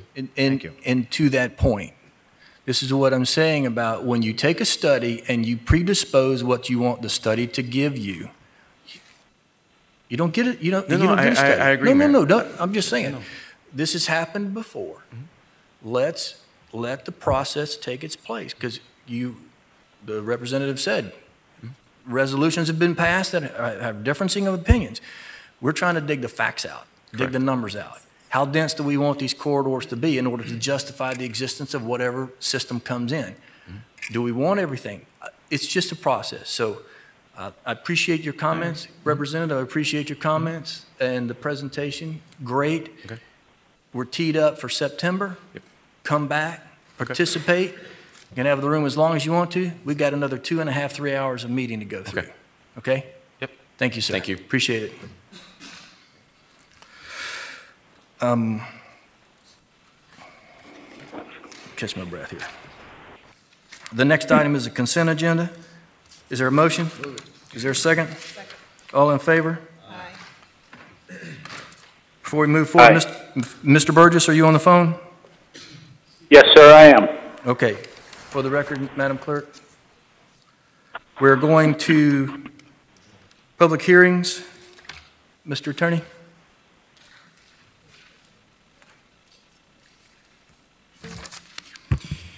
Yes, please be advised the following item on the agenda is quasi-judicial in nature. If you wish to comment upon this item, please indicate that you would like to address when the announcement regarding this quasi-judicial item is made. An opportunity for persons to speak on this item will be made available after the applicant and staff have made their presentations on each. Swearing in, all testimony, including public testimony and evidence, will be made under oath or affirmation. Additionally, each person who gives testimony may be subject to cross-examination. If you do not wish to either be cross-examined or sworn, your testimony will be given its due weight. The general public will not be permitted to cross-examine witnesses, but the public may request the council to ask questions of staff or witnesses on their behalf.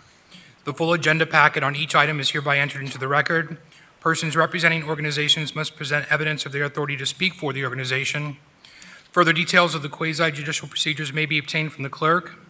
In accordance with Code Section 2-591, any lobbyist must register before addressing the council on the following quasi-judicial item.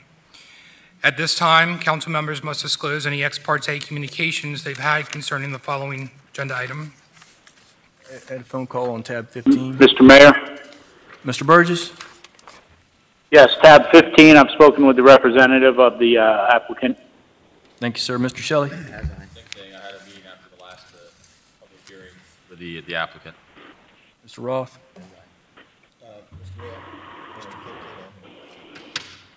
Basically everybody. You got kicked off, sorry. At this time, the clerk will swear in any persons who wish to testify on the following agenda item, tab 15. Please stand, raise your right hand, and repeat after me. I, please state your name, hereby swear or affirm that the information I present shall be the truth and nothing but the truth, so help me God. Thank you. You may be seated. Tab 15 is the second reading of an ordinance of the City of Homestead, Florida, approving the rezoning request by Southwind Apartments, Inc. of an approximately 41.61 acre parcel from the general use G zoning district to the multiple apartment R3 zoning district for property generally located at the northwest corner of the intersection of Southwest 320th Street and Southwest 167th Avenue and bounded by the C-103 Canal on the north and west, as legally described in Exhibit A and providing for an effective date. This is second and final reading. Staff report, Mr. Cordino. Yes, sir. We recommend that the mayor and council approve this ordinance requesting the change from the general use to the multiple apartment district, the R3 zoning. This has been before us before. This is the second reading. It was approved by the Planning and Zoning Board in January. It came before the City Council in February and was approved on first reading, but prior to the second reading, it was requested that the applicant indicated that they would provide a declaration of restricted covenants limiting the permitted uses. The applicant had come back subsequent to that with a draft of the restrictive covenants in early June.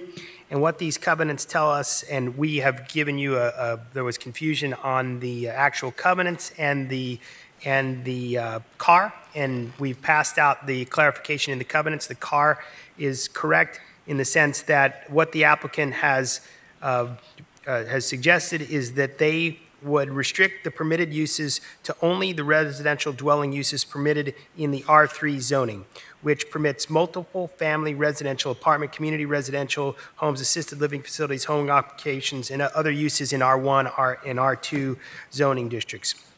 Furthermore, the property is subject to a maximum of 398 dwelling units, and it establishes that no more than 150 of the 398 dwelling units shall be garden-style apartments.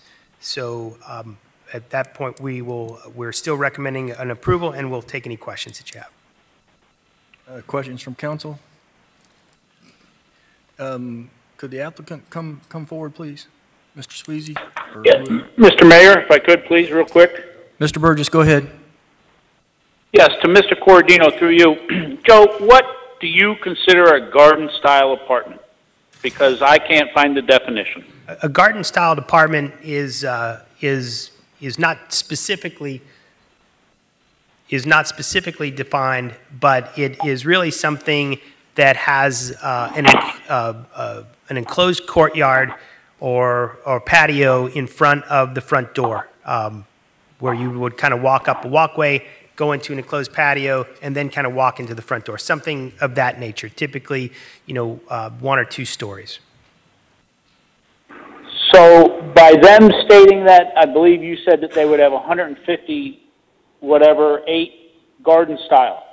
So they would be held to having that design when they came to us with a site plan with this covenant tonight? Yes, sir. They would, no more than 150 of the units would be allowed, no more than 150 of the units could be anything other than garden-style apartments. So yes, Okay. the garden Now, style. if they're building a 2- and 3-story building or whatever, how does a 2nd and 3rd-story apartment fall into that category if there's no courtyard out front, or however you explained it, since there is no real definition? When the site plan came in, we would look at it and see if it met the rough definition of garden-style apartments. So only the ground floor would have to fit that style, is what you're telling me? Say that again? Only the ground floor has to be, quote, unquote, a garden-style apartment? No, the whole building would be garden-style apartments. And what I meant is that my vision of a garden-style apartment is that you may walk up, the unit may have more than 1 story to it. So the Right. 2nd floor would not necessarily be a separate unit.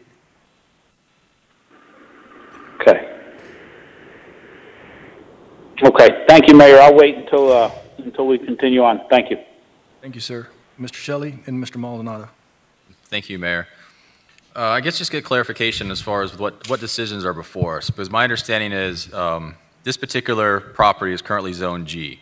And so from my experience, they're entitled to a rezoning of some kind. G is not a, excuse me, G is not an acceptable zoning, so they are entitled to some type of rezoning. So that has to happen and it has to occur legally.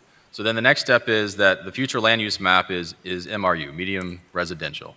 And so of the medium residential, they're entitled to one of those zoning categories from R2, R3, and the townhouse, cluster house, all of those different options. So they're entitled by law, as a matter of right, to one of those based on the future land use map of medium residential. Of those medium residential, all of those, my understanding, are entitled to 8 units per acre, correct? Up to 8 units per acre under that zoning category. So by right, they are entitled to those items. Now, we have discretion about what, within those MRU categories, which one of those 8-unit type products we would like for them to build. And so I know the debate that occurred for me last time was whether or not I thought there should be 40 acres of apartments. And I wasn't in favor of that. I didn't think we needed 40 acres of apartments. I didn't think that was the place for 40 acres of apartments. However, with the covenant of up to only 150, my understanding, the representation made by the applicant is that is the maximum number they could build. They may not build any, but if they decide to build some, only 150 out of the total 398 potential units would be apartments of some kind. The rest of the items, anything that's non-residential has been removed from the covenant from the proposed apartment complex or the R3 zoning. Is that correct?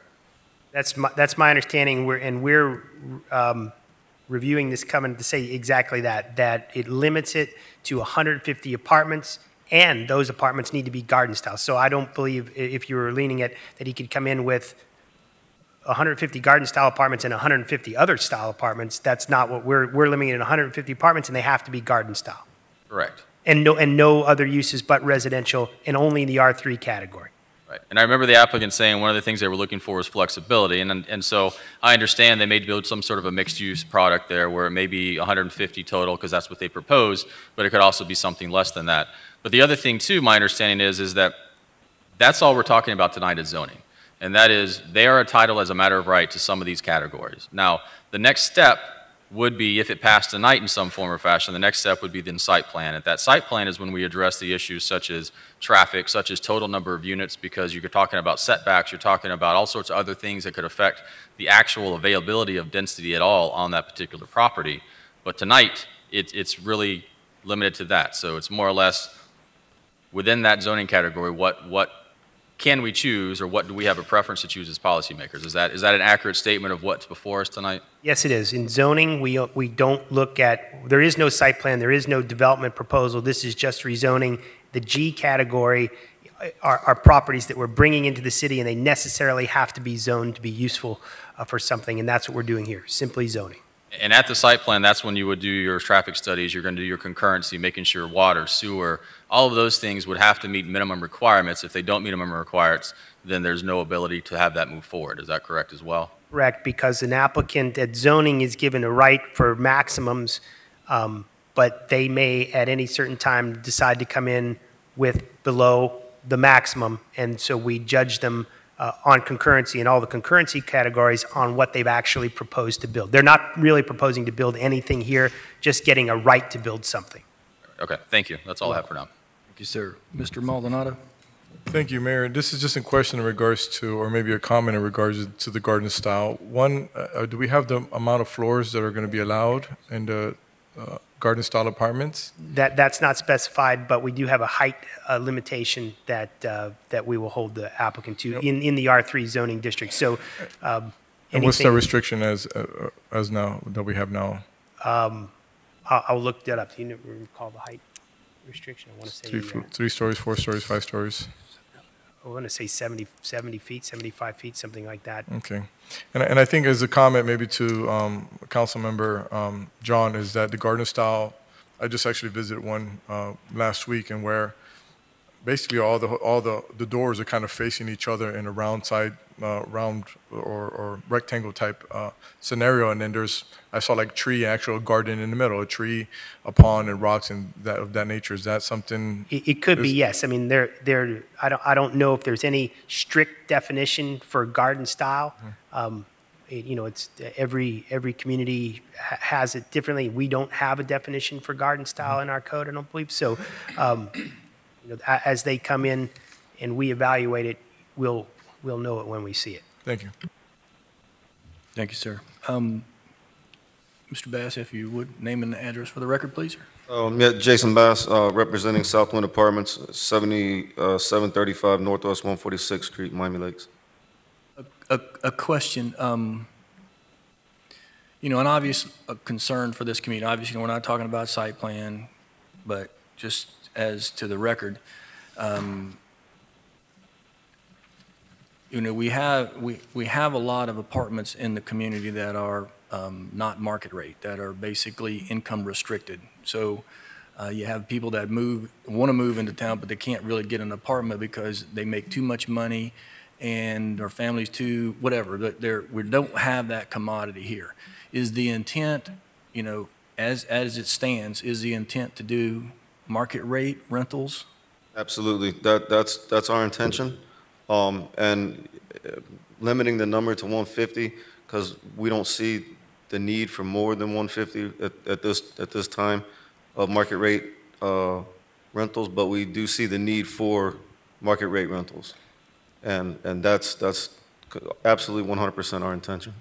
Well, I mean, that's a huge concern. I think the community's really concerned about rental for that reason, and I do believe that there is a shortage of that market rate. And I think that was what we had a discussion at the first meeting, was the fact that we've got young kids that are coming out of college, want to move into the community, don't have enough money to buy a house, but they can't find an apartment because they're already over income. And so I think that's a commodity that's missing from the community, and I think you've really kind of found the middle ground. I think that the council was looking for, at least in the interim of getting to a site plan. But if I'm still on the council and the site plan comes back and it's got some sort of subsidized housing component to it, I'm going to do everything I can to fight it.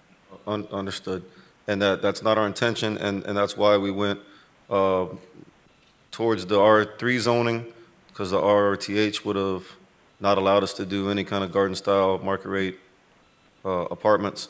And while we were addressing both the issues of being able to have the flexibility to do that, and then also limiting the numbers to address all the concerns of council on both sides of the issue. Thank you, sir. Mr. Shelley? No, I was going to echo what you just said, and that is, when this application first came before us, I was concerned about the quantity of apartments. You guys have addressed that with this covenant by setting a maximum amount that is more a more comfort level. But I do agree. I think the market rate apartments are definitely missing from our community. I mean, I can firsthand tell you 10 years ago when I got out of law school, I was going to law school, I couldn't even find a place to rent here in the city of Homestead. I couldn't live in the city because there wasn't market rate apartments. And so I think it's something that we're still lacking, that we still don't have. I mean, you can rent some of the communities you can rent, but there are no actual pure apartment style market rate. And so I do think there's a need for that. And I think that, the cap you put on it at 150 is more acceptable to making sure that we don't have a proliferation of apartments. But there is a need to fill that void. And there are a lot of R3 zonings already in that area. And so you have a transition or a buffer from the existing apartments to possibly these new market rate apartments to then go into some other product. And I think it makes sense. Again, the next big fight is going to be the site plan and all the other issues we'll talk about that goes along with that. So thank you, Mayor. Mr. Burgess, did you have anything? I know you can't. Yeah, Mr. Mayor, if I could, through you to the city attorney, either James or Matt, whoever's present this evening. Because they are, by right, given the ability to build this there. So if we were to deny them tonight, would that open us up to a lawsuit, or what would be your opinion as to where that would take us tonight? Just to clarify it, because a lot of people have different questions out there in the community, and I just want to clarify that for them. Yeah, certainly, I can speak to that.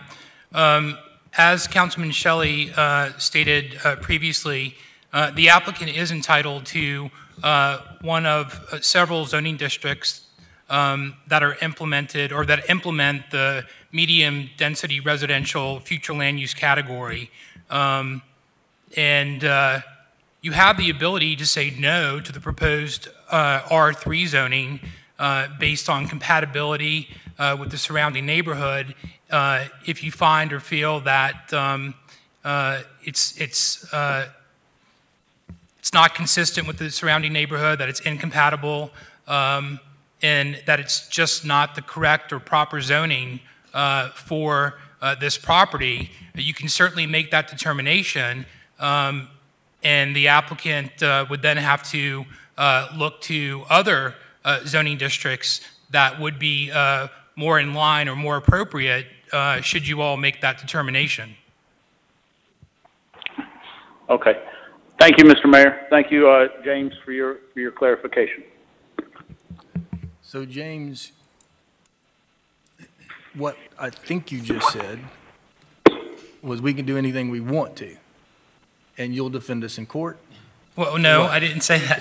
I mean, this is a quasi-judicial agenda item, and under law, the decision that you make this evening needs to be based on competent and substantial evidence. And so if you all feel that evidence has been presented to you this evening in the form of testimony or discussion that the requested zoning or rezoning to R3, along with the applicant's proffered declaration, isn't appropriate, you can say yes or no, but that determination that you all make should be, it needs to be supported by the evidence that's before you in your determination.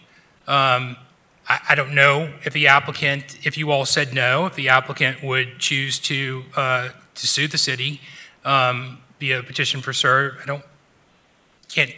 Don't have a magic ball to be able to tell you yes or no. But I do think if you're going to proceed or you're leaning down the road of a no, then I think we really should talk a little bit about the inconsistency of R3 with the surrounding area and that it's not appropriate. If you find that it is, along with the applicant's proper declaration, then I think you would be fine.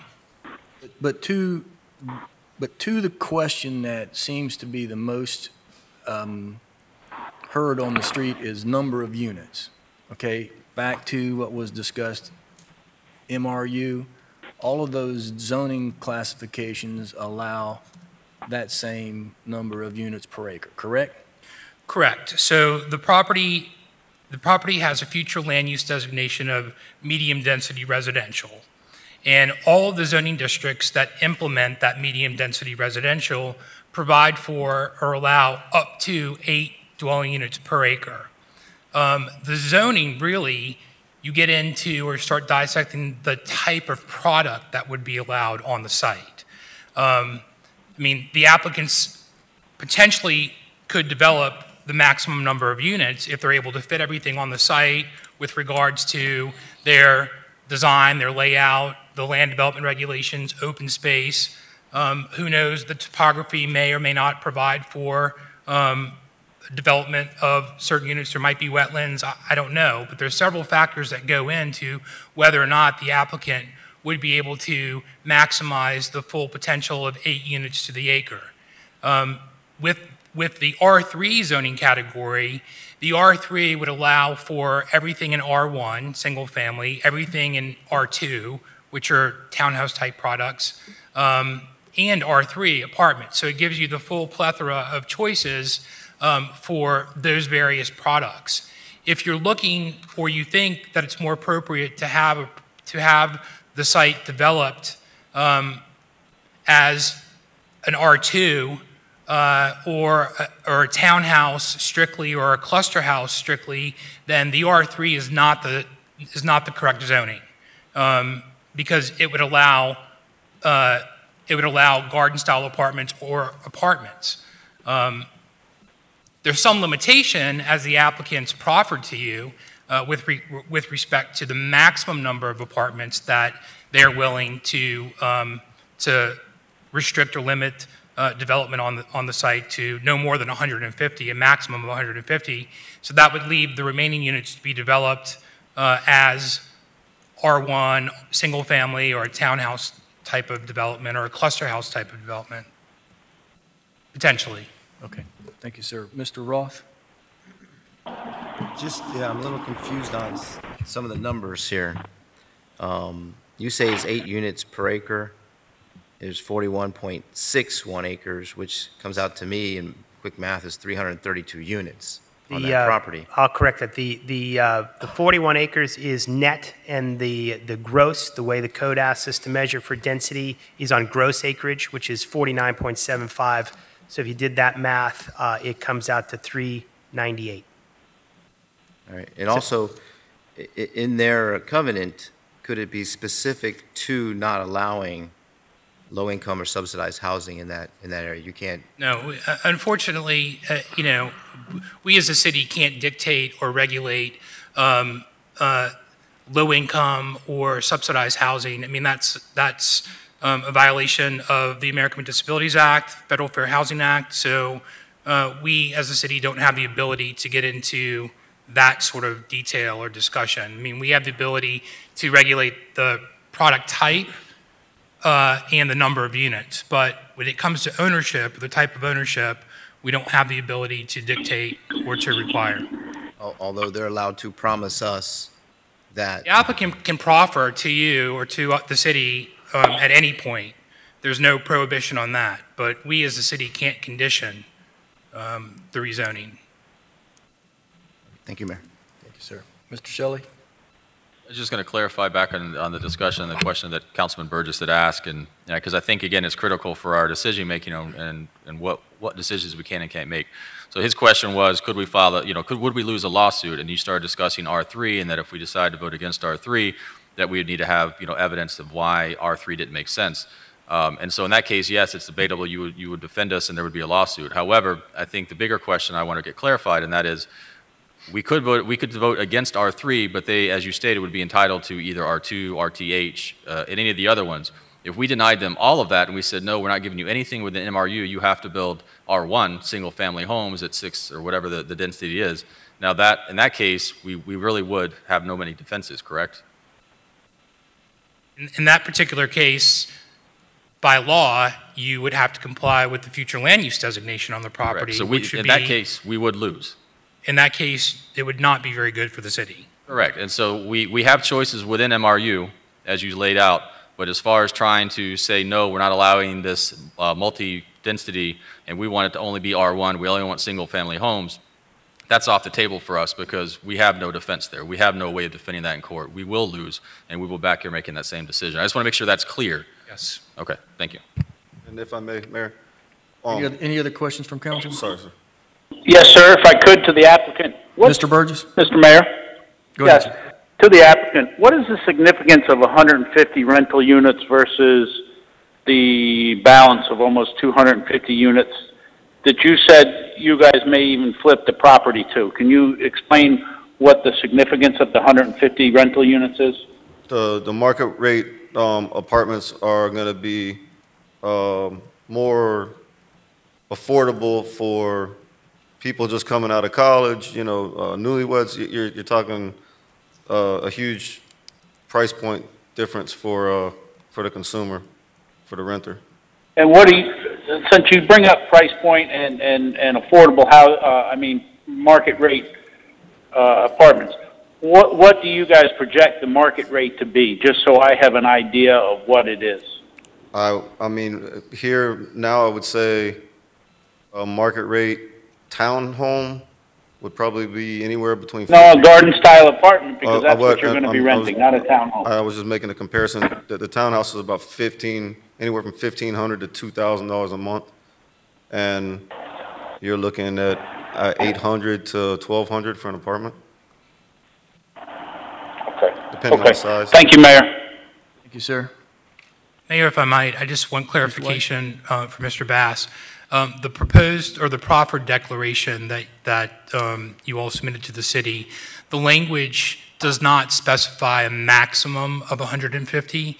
Is it your intent that it be no more than a maximum of 150 is the, not up to, but 150 is the maximum amount of apartments total on the site? That is the maximum amount. Okay. I thought And that was are you okay clarified, with that modification being placed in the record for your, okay. No problem. Okay. I'm going to open up the public hearing at this time.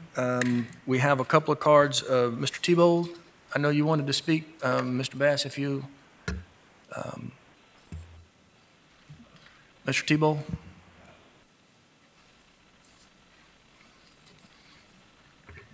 Just your name and address for the record, please, sir. My name is William Tebow. I live at 2835 Fairways Drive. Mayor, council, manager, chief, staff, appreciate the opportunity to speak. I travel Fairways Drive in East Maui daily to go to different places in business. I've read all the comments that you all have made on the previous reading of this particular request. Infrastructure issues, traffic issues, no mass transit, school population issues, crime and policing issues, and the rights granted in zoning. My concern is the covenant is inconsistent and the numbers confusing. What was stated in the covenant was paragraph 3B states 330 units for the 41 acres, et cetera. And paragraph 3C says of the 400 units, a maximum 150 garden apartments, almost half the construction. Traffic studies, I believe you've had in the past, have reported that our roads are failing. No mass transit in this area, an additional 700 to 1,000 cars. Commuters from development south of 344 going north and joining traffic from Keys Landing, Shores, Villages of Homestead and Tennessee Estates, et cetera, et cetera. You get about 3,000 cars that hit those roads. You really have a lot of work to do with the traffic. Your infrastructure, I have no idea what you're going to do. I was originally going to say, gee, R1 would be great here, R2 would be great here, R3 might be a workable plan. I have no idea. That's up to you. You guys have a hard decision to make as to what you grant. And then we all have to live with it. That's all I have to say. Thank you. Thank you, Mr. Tebow. Let me ask you a question to clarify, because that was the wrong draft that was sent out that showed the three. I talked to you earlier. You had 300. You had 300. Yes, sir. It's 398. So the correct number in that line, that should be, it shall be limited to a total maximum 398 dwellings. Yes, sir. Not 333, because that was confusing. Yes, earlier. sir. Okay. Ms. Newman?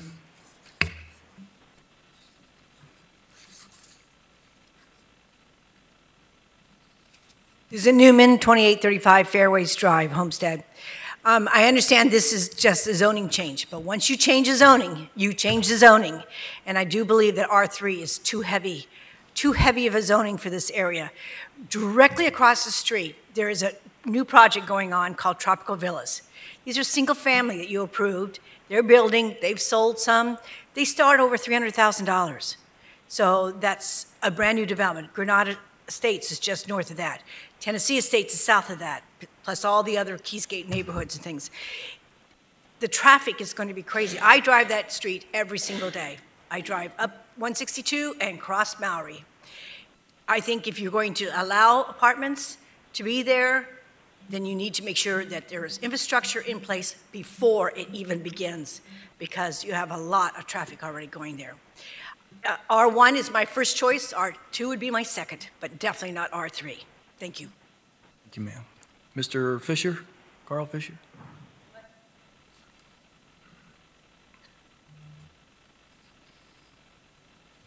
Good evening, sir. How you doing?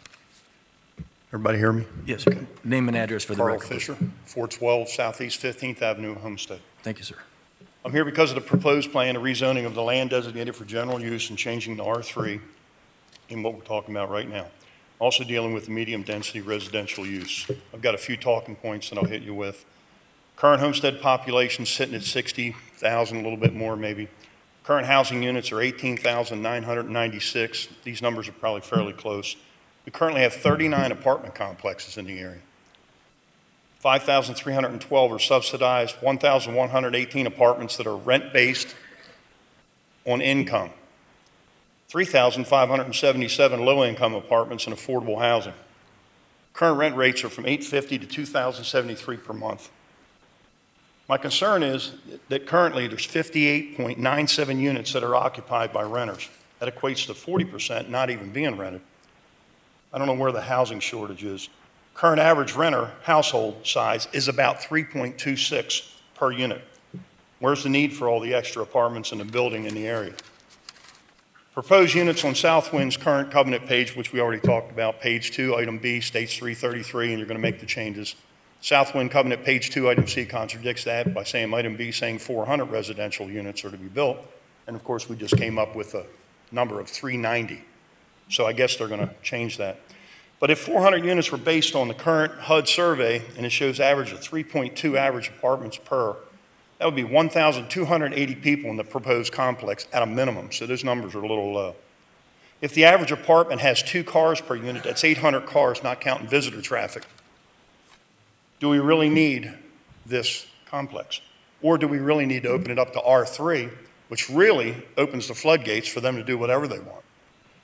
We all know we're using the flume. We all know you're using all the studies, but we should have some kind of impact studies with infrastructure. Will infrastructure hold up to the increase in the population density?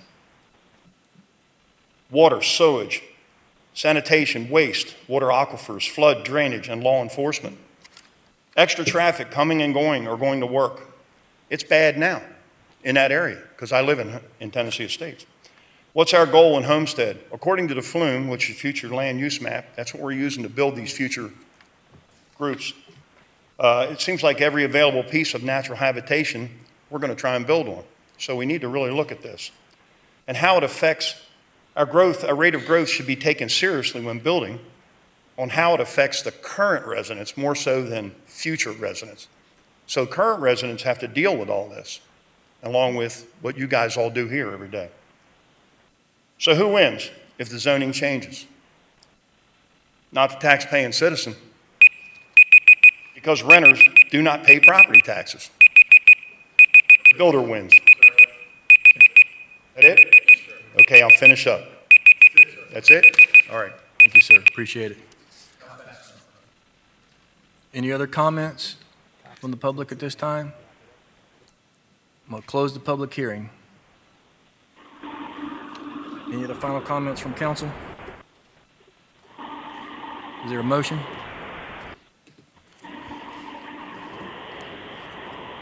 Vice Mayor? I just have a quick question for Mr. Sweezy.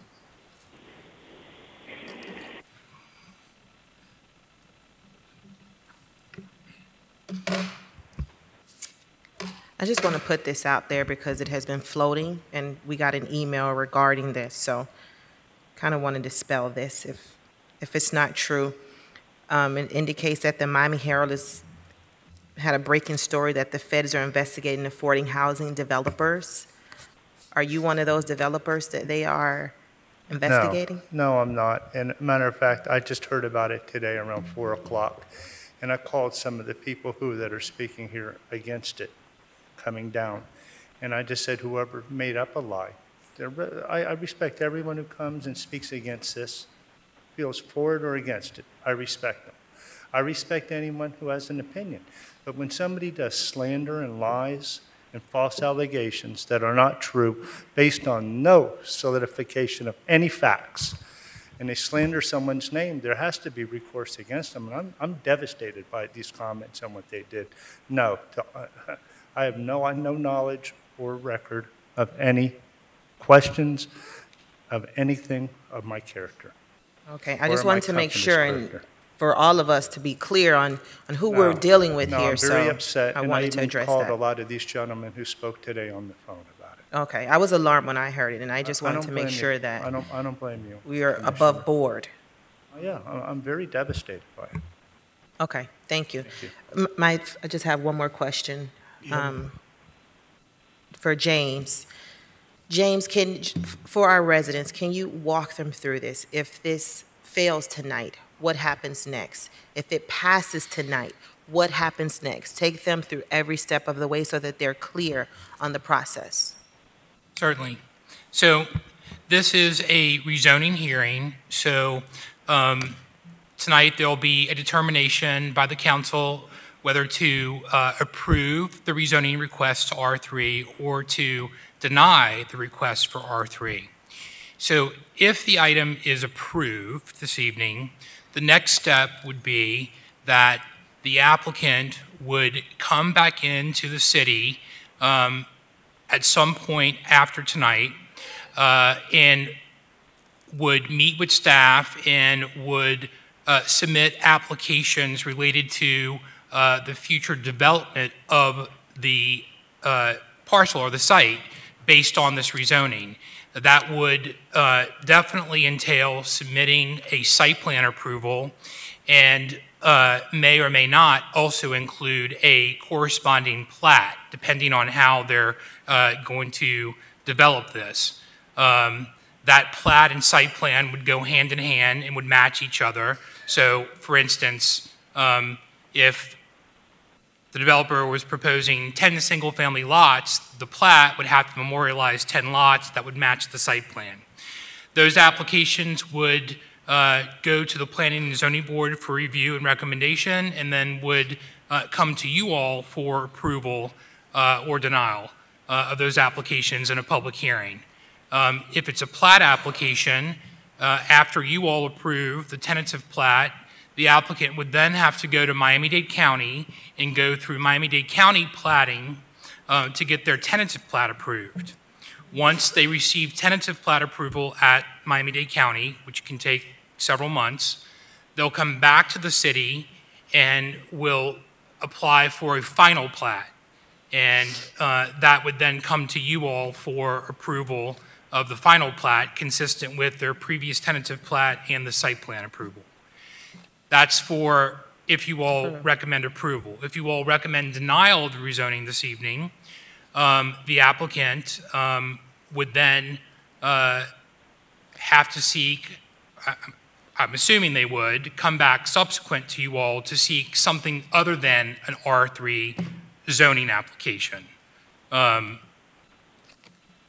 one of the other categories that would be implemented by the medium density residential future land use category. I mean, they're entitled to some zoning. G is just a general category, a holding category. And so the property has to have some designation so that it can be developed in the future. We just can't keep it in this G holding category indefinitely. So if you all say no, then the applicant would be entitled to seek some other zoning category in that group for future development of the property. Thank you. I just have one more question, Mayor. I'm sorry. To the developer. Mr. Bass, if you want to come back up, or the lobbyist. You do know there is a traffic issue, right? Oh, yeah. What I is your understand. plan for that? Well, when we go to the site plan, we initiate the traffic study, and the city's traffic analysis will review it, and we'll do whatever we're asked to do. Okay. So you do have a plan in place to address that, but obviously ma'am. it's not at this step. It's at the Right. next step. Yes. Okay. Just wanted to put that out, though. Thank you, Mayor. And Mr. Cordino, to the Vice Mayor's question, that is when the council has the ability to basically hold their feet to the fire. And if it is, as it was deemed in the development on Campbell Drive, we held out for a traffic signal, and minimum was just a turn lane. But the council said, if you want this development based on this model, you're going to have to go get a traffic signal. And we got a traffic signal. So, but I'm saying, as to the comment, that's the time when the developer gets held feet to the fire to meet the needs of the traffic analysis and traffic study, even existing beyond what the study allows them. Correct. At that time when the site plan comes in, we'll know how many units that they're going to propose. They'll do the impact analysis, and the rule of concurrency tells us that they need to have the infrastructure in place at the time of development. So if in fact they've exceeded the levels of service, the way they can get approved is to supply that infrastructure. It could be a lane, it could be a signal, it could be something. It'd be a bridge. Right, and so in places that are severely deficient of infrastructure, bridges and road lanes and those things can be very expensive, and the developer has the opportunity to either put in that infrastructure, and if they choose not to, you would be able to deny the development. All right, thank you, sir. Mr. Roth? Yeah, this has been on and off the agenda for a while now, and I've heard a lot of comments about it. I haven't spoken to anybody that's really happy out there in the community that we're actually talking about this today. A couple good points came out of some of the comments too. We have to make decisions that affect the people that already live in our community when we deal with developments. And we're going to have to face this in the future a lot more as Homestead becomes the last frontier to Miami-Dade County. And we have to make a decision. Do we continue to grow as a city population-wise and make the people that live here already that found Homestead home uncomfortable with the decisions that we make up here? So I'm kind of tossed up right now. I'm not sure what to do. I like the idea of market rents because we don't have that product down here. I'm not too happy about the location that it's going in because of the traffic issues that are there. And who knows that if it gets passed or not tonight, if they develop next week, next month, next year, or 10 years down the road. We don't even know what's going to happen. There's no plan in place. And I'm kind of stuck here that we're forced to make kind of a decision because we have to give it some kind of a designation. It's got to have something. It can't stay general forever. And I like the dialogue that we had tonight. I hear what people are saying that are here and that didn't come here. and I'm kind of still reserved on what I'm going to decide on. I'm still debating in my head, okay, do we do this? Do we not do this? Do I go for this? Do I not go for this? I got to make a decision that I feel is best for my conscience, because I have to go home and sleep at night. And the one comment that stuck out was the decisions we make affect the people that are already living here, not the people that are coming here in the future. So with that, I'll yield, and if there's any other comments, I'd love to hear them. Mr. Shelley? Thank you, Mayor. I concur with Councilman Roth on a lot of the concerns that he's raised and a lot of issues he has with this. I'm not a big fan of the product myself, because I prefer single-family homes. If we're going to have any more homes, it should be single-family homes. I mean, I think that's what we all would prefer to see over time. And I think from a future planning perspective, though, there also are property rights that developers or property owners have with existing zoning that has been in place for whatever reason and for whatever plan was put in long before we sat here. And so we have to balance that between the property owner's rights and then also the future of the city's rights. And it is a tough decision, and I think that it's something that we all need to look at, though, going forward, because I think we all have, from what I've heard expressed in prior hearings and zoning hearings, I think all of us have a similar goal and a similar vision, and I think we need to figure out how do we freeze things? How do we change things? How do we change those rights? Can we change those rights? I know in years past they've done a moratorium in order to reevaluate that, but I think the moratorium got put in place and there was never a reevaluation. There was never a new plan that was updated. There was nothing that was done, and so we still have the same plan we had when that ended. But that's the only way to do it, is to look at it holistically and try to make those changes in some form or fashion, assuming you don't have a property owner who's already invested and bought in and is making plans on the existing. But I think that's something we need to talk about with attorneys and with staff and as a whole, so that we can avoid some of these issues where we're possibly approving products that we're not really happy about having to approve. So I'm all for finding a way to move forward and try to stop some of the things that are occurring. Sir. Okay, public hearings closed. Council comments, enough. Is there a motion, one way or the other? It's moved. Is there a second? Second. Properly moved and second. Mr. Maldonado, you have a question? Sorry about that, Mayor, wrong button. Okay. Roll call, Madam Clerk. Councilman Burgess, No. Councilman Maldonado, Councilman Williams, Councilman Roth, Councilman Shelley, Vice Mayor Faircloth, Yes. Mayor Porter. Yes. The motion carries. Thank you. Legislative matters, Mr. Attorney.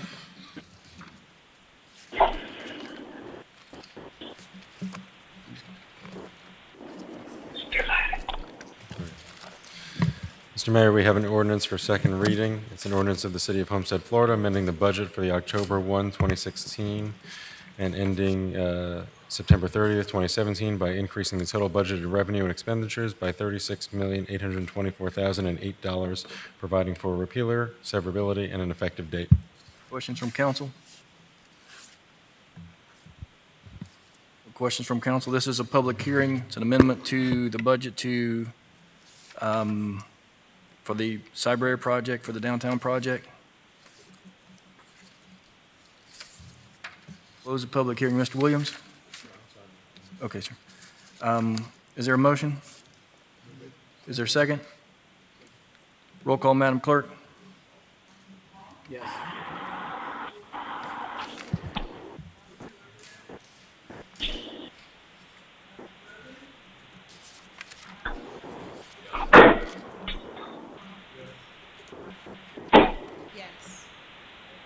Yes. Mr. Burgess, did you want to vote on that one? Yeah, I never heard her say anything. I'll vote yes. Okay, sir, thank you. Okay, tab 17.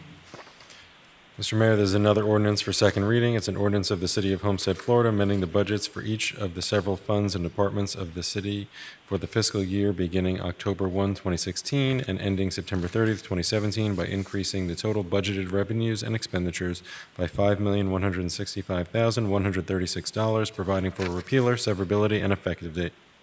Mr. Manager, anything from staff? Staff recommends Mayor and Council approve and amend the fiscal year 2017 budget for various funds as per the attached schedule. Questions from council, Mr. Williams? No, I didn't press that. Okay. Questions from council? Is there a motion? Oh, I'm sorry, public hearing. I'd open up the public hearing. Any questions from the public? Close the public hearing. Yes, sir.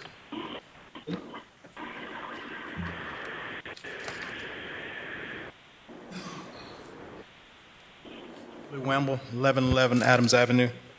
Mr. Mayor, the requested funding, the $5,165,000 and $136, is that money that is needed in addition to what was already appropriated for the year? And if so, then why are we in need of an additional over $5 million?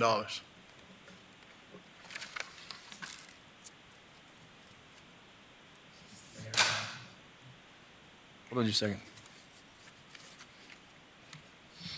Carlos? Yes, Mayor and Council. Actually, the reason the entire budget shows $5 million is because one of them is actually a transfer of funds.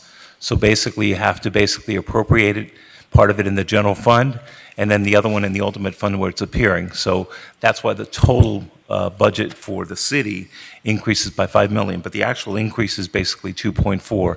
And in answer to the question, yes, this is an appropriation in addition to what was appropriated in the budget. $2.3 million, which was from the sale of the bowling alley, those proceeds, and that's going to be used for the Cyberry project. And the other $151,000 is for the landscaping project, which was brought before the council several meetings ago, and we determined that if we approved that, we would need the additional funding. Close the public hearing. Is there a motion? Roll call, Madam Clerk. Councilman Williams? Yes. Councilman Maldonado? Yes. Councilman Shelley? Councilman Ross? Yes. Councilman Burgess? Yes. Vice Mayor Faircloth? Yes. Mayor Porter? Yes. The motion carries. Tab 18.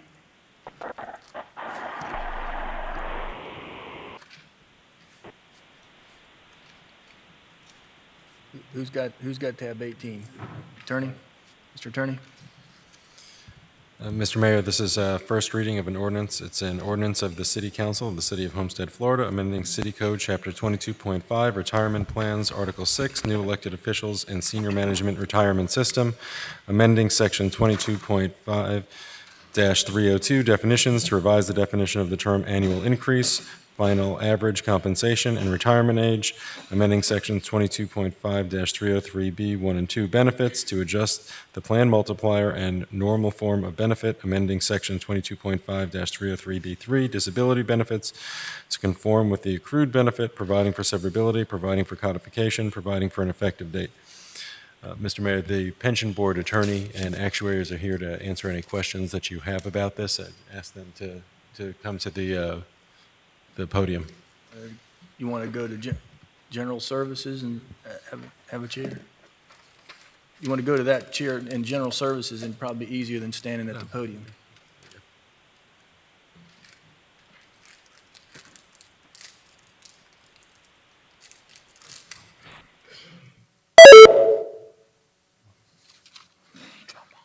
How you doing, sir? Good evening, sir. Pull that mic down. Oh, I turned on the wrong. Pull that mic down, please. Can you hear me? Okay. Thank you. My name is Paul Darajati. I'm an attorney with Klausner, Kaufman, Jensen, and Levinson. We are counsel to your Board of Trustees. I'm here to answer any questions. I haven't prepared a statement, but if you have any questions about the ordinance before you, I'd be happy to answer what I can. Does council have any questions? Can you just go through a little bit of the overlay of what this does? Just tell us the story behind this. Sure. My understanding is that the desire was to create some type of parity between the old elected officials plan and the new elected officials plan.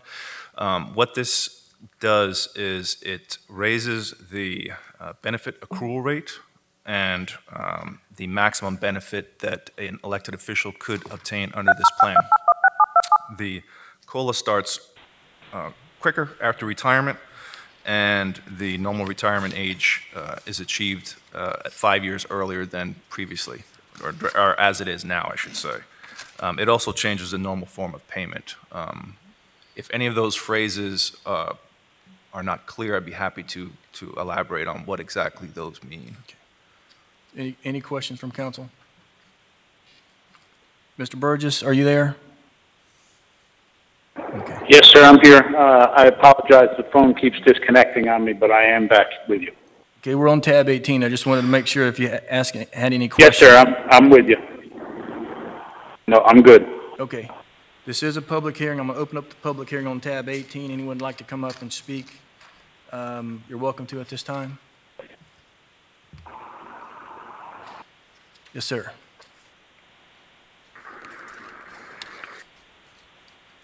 I know the name and address, but Kim Hill.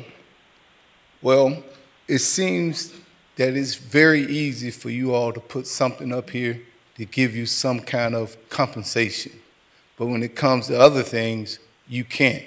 So what I'm asking for is a moratorium.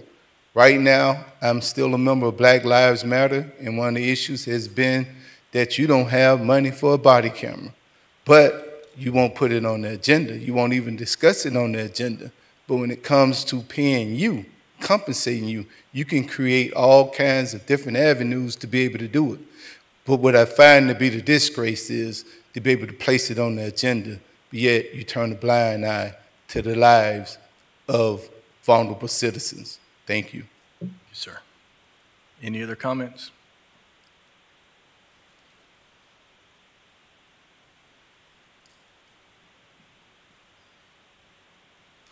Again, Mr. Mayor, it's Willie Wamble, 1111 Adams Avenue. Mr. Mayor, for many years, in fact, I can go into decades, I volunteered my services to the municipalities.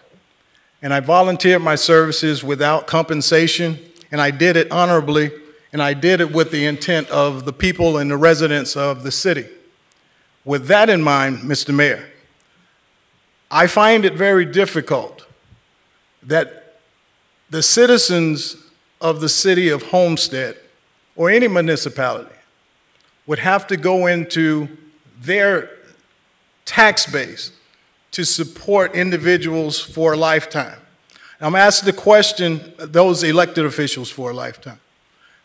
I'm asking the question, as it on a pro ratio basis, what is the level of compensation based on the amount of time as it equates to elected officials in comparison to city employees? Thank you. Thank you, sir. Any other comments? Any of the public comments at this time? Okay, close the public hearing. The question that was just asked, can you answer the question? That's a very broad question.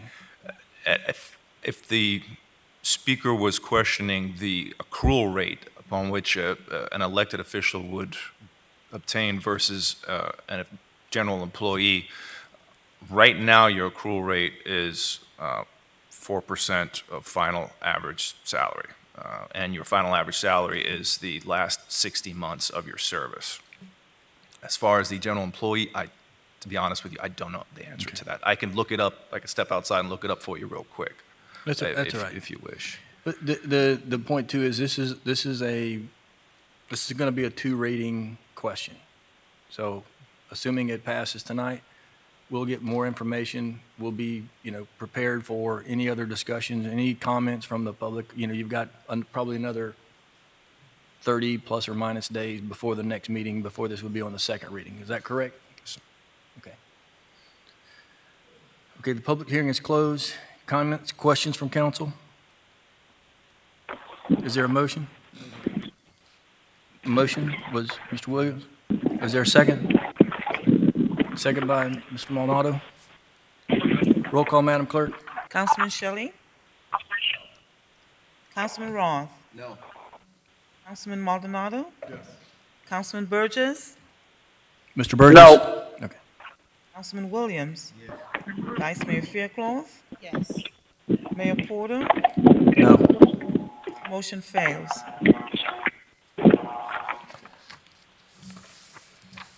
Tab 19.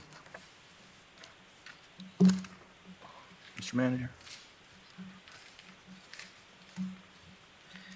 Mayor, staff recommends the mayor and council approve the award of ITB 201715 FICO Williams Community Center renovations in the amount of $441,000 to Waypoint Contracting, Inc. This is a part of the CIP. This is CIP number 708, which we had discussed during the CIP process last year, and we're happy to have it here on the agenda. Questions from council? Tab 19.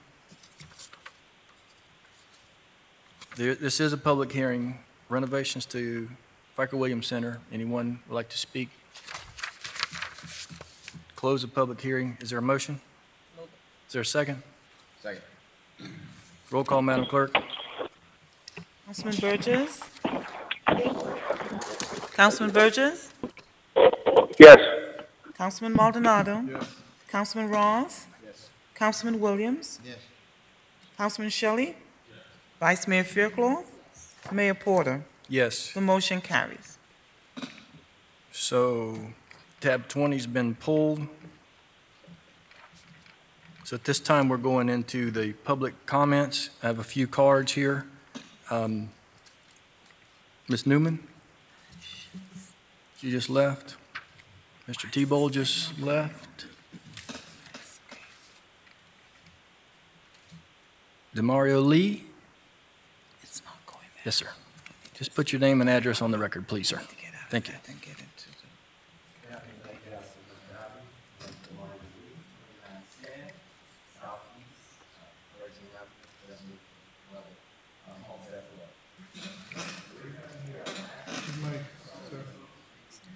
Over the course of teaching this school year? Yes, yes, sir. No problem. No problem. Let me know you're ready. Demario Lee, 2910 Southeast 13th Avenue, Homestead, Florida. The reason I'm here, I actually teach, and over the course of the school year, I had a lot of students in my school, and we were trying to figure out what to do with these kids in the summer. So it was hard. So me and a group of other teachers, we got together. We called the YMCA. We called several other summer camp programs. The issue that we ran into, that there was either no funding for these kids in low-income areas. They weren't willing to work with us with the pricing.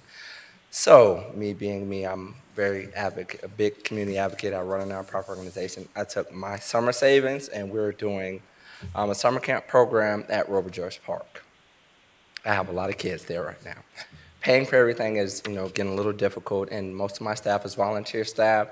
So one of the biggest things that, I'm here today is we're trying to see if we can get a fee waiver for the park, because that's our bill. Am I running out of time? Am I out? No, it's not you. We want to get a fee waiver for the park because it goes directly back to the kids. Even with the kids coming over to the camp, we, ask them to tip in $25 weekly to help offset costs. Out of 100 kids, probably 10 can actually make that happen. And these kids literally walk to the park. We have brothers and sisters. We have several kids.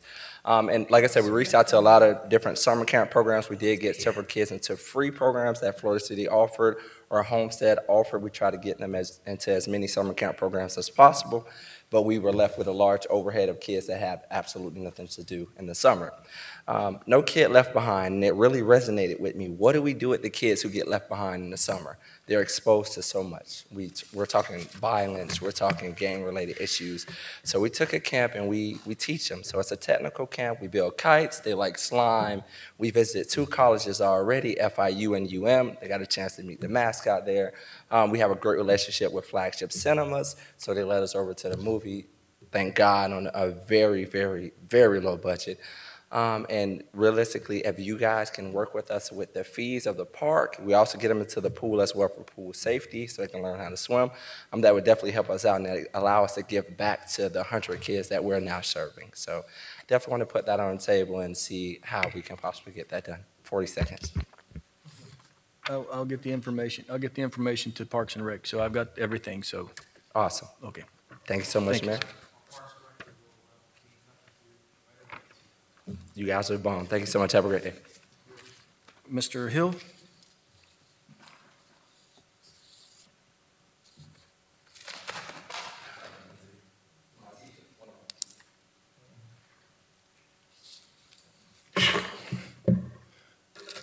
Kim Hill, right now I'm rather overwhelmed when you see the student become the teacher, to have a concern about his community, to step up. That's why I speak so passionately about Black Lives Matter movement. That's why I speak so passionately about bringing these body cameras to the city of Homestead. You know, I drove down here when I was coming from Atlanta, Georgia, and I saw all kind of signs back in the 80s and the 90s, save the manatee, save the panther, but I never saw a sign that said save the Negro. I used to have an uncle, a granduncle, he used to always say, man, they would rather see a monkey with a diamond ring than to catch your people with anything. And tonight, I'm looking at evidence of that because, as I've said, for the last 2 years, the last 2 years, we've been here and I've been trying to get just body cameras on the agenda for a discussion. So, you know, tonight, but I'm here to represent Philando Castilla, a brother who was shot down in his car with his children, with his child in there and his wife. But yet at the same time, to support the police and how they won the case was through body cams and what else? A body camera and a recording.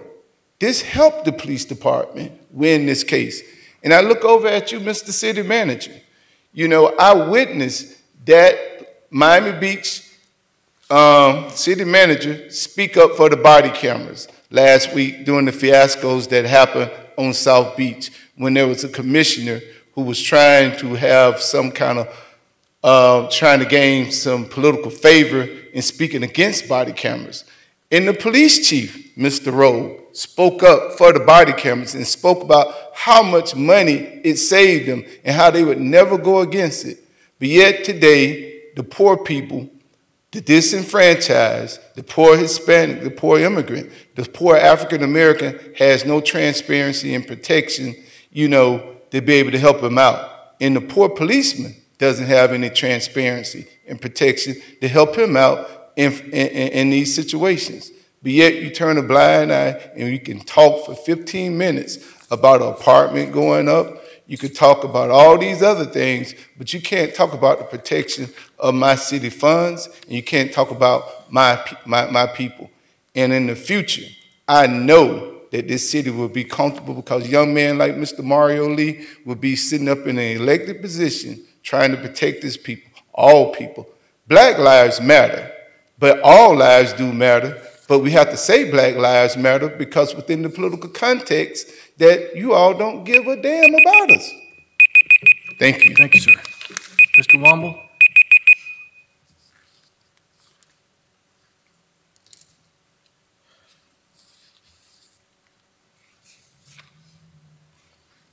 Once again, Mr. Mayor, Citizens Council, in reviewing the, I'm sorry I wasn't here last meeting. However, with reviewing the tapes from the last council meeting, you had a very live debate about civil citations. And it went back and forth. You had the pros and cons, and then you finally came up with an agreement. And that's the way it's supposed to be in a democracy.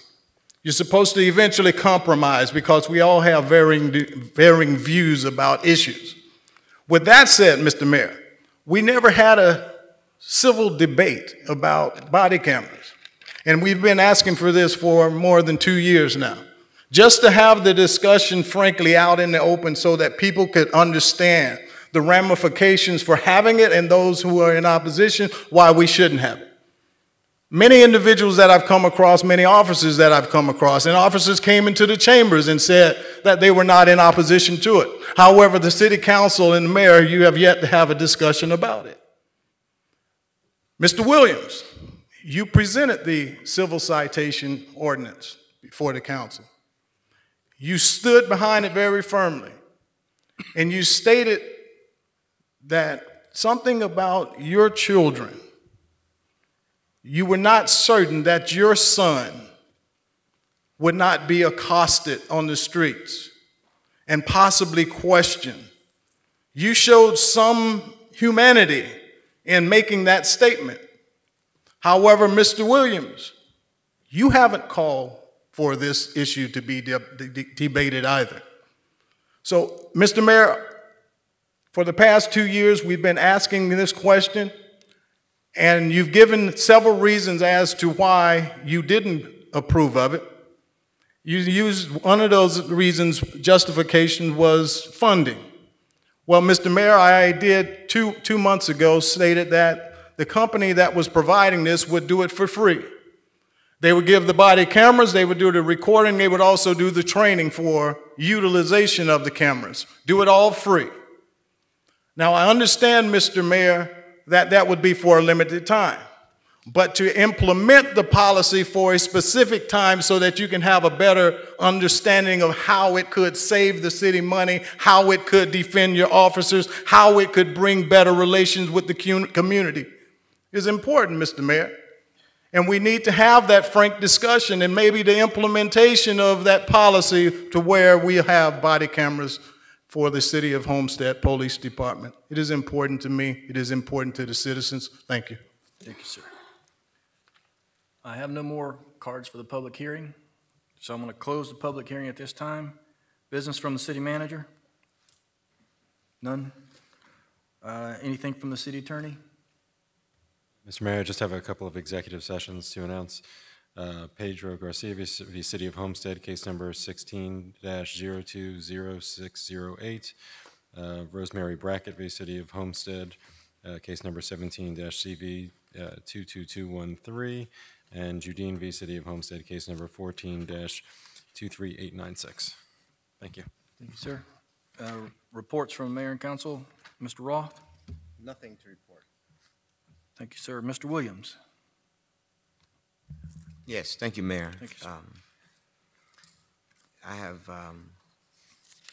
first let me say, on Monday, we had Sickle Cell Awareness Day around the world. We had a press conference, and it went very well. We had representation from from Congress, from the state, from the county, even a proclamation from the county mayor, and also, of course, some of my colleagues who attended. It was a very good, successful day, and those employees who had given blood on the big red bus are very appreciative for your effort in trying to help sickle cell anemia patients who struggle with this debilitating disease that we have. That was it. I know I have a couple items under my business.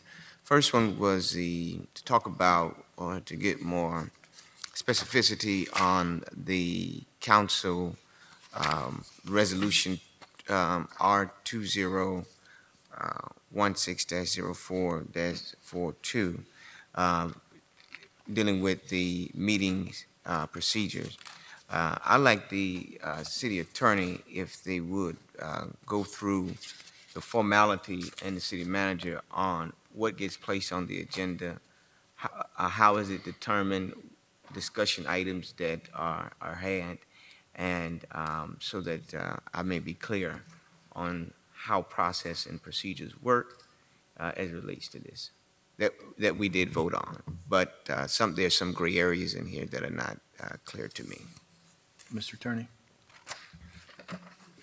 Certainly. If you were to, in terms of the council agenda preparation, the guidelines are set forth in section G on page 12, and it says that all appropriate background material shall accompany any item in the form signed by memorandum, and all information relating to items to be placed on the agenda shall be submitted by a city council member to the city clerk by noon on the Wednesday prior to the regular meeting. A complete package of all agenda materials provided to the city to the city council by the clerk no later than noon on the Friday prior to the date of the meeting. And it does provide for an exception in the event any pertinent information relating to an agenda item is missing or underaccounted for, the council may remove the item from the agenda at the meeting. So there's Wednesday, the noon, Wednesday prior to the meeting, all background information for items that the council wishes to place on the agenda should be submitted to the clerk so that the staff can process that item and have the agenda completed and prepared by that Friday. Well, my question is that it's my understanding if it's a discussion item, then those only if it's an item that is take for actionary purpose. Is that what I understand? Is that what the procedure, is that what the reason for the Wednesday prior to the meeting? In practice, I believe that that's true. With respect to discussion items, if you were to refer to page 11, it's section 7, there are reports of the mayor and each council member. And it discusses the process. It says that this section of the agenda is utilized by the mayor and council members to provide informational reports or to present a request for the preparation of a policy, legislation or action by the city attorney or manager, except for informational reports, a signed written memo or form provided for such purposes shall state the purpose of the item, the major components to be covered, and the reasons for the action necessary and the action desired by the council member. The document shall be provided to the city manager prior to the deadline for closing of the agenda, which from a practical purpose is agenda closing dates. The agenda for all regular meetings of the city council shall be closed by noon the Monday prior to the meeting, if you refer to section 12.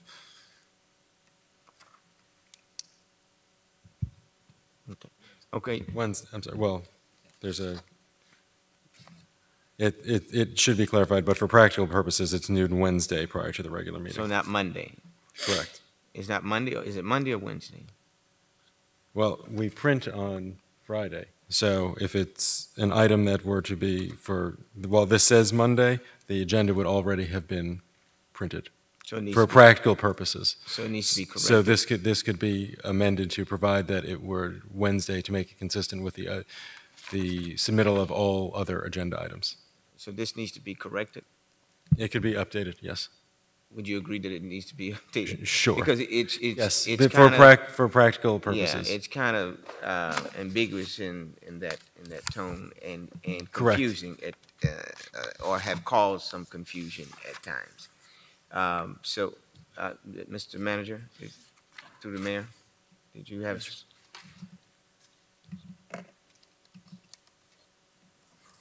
No, we're happy to do and follow whatever procedures you all want, so, happy to follow this, or if you have changes, we're happy to do that as well. In terms of the Wednesday, our understanding is that it's Wednesday, and we've been following that, but if you want to change that, any of these procedures? No, I'm just pointing out some issues that I had, and I wanted clarity on because it caused quite a bit of debate and confusion to where it was a discussion item or informational item, and it was an actionary item, and it didn't make it to the agenda, and it caused some kind of some very heated discussion here.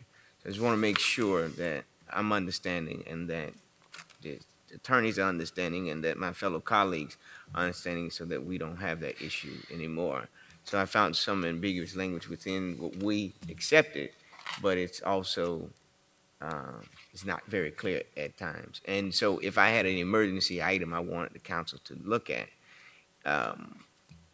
for instance, we go back, if there's an addendum and we don't have time to look at it from staff that brings it to us, that's emergency, you all make that call.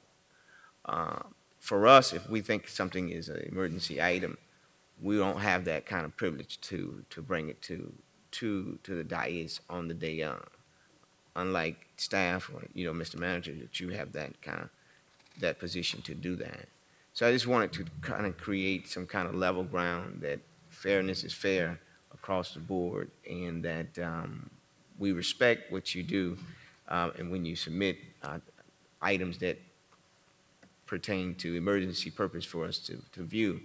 But at the same time, we may have some items that I may deem to be important that I think the council needs to have a view at. So I just wanted to put that on the record and see if we can get this to be a little bit more cleaner and a little bit more concise and consistent.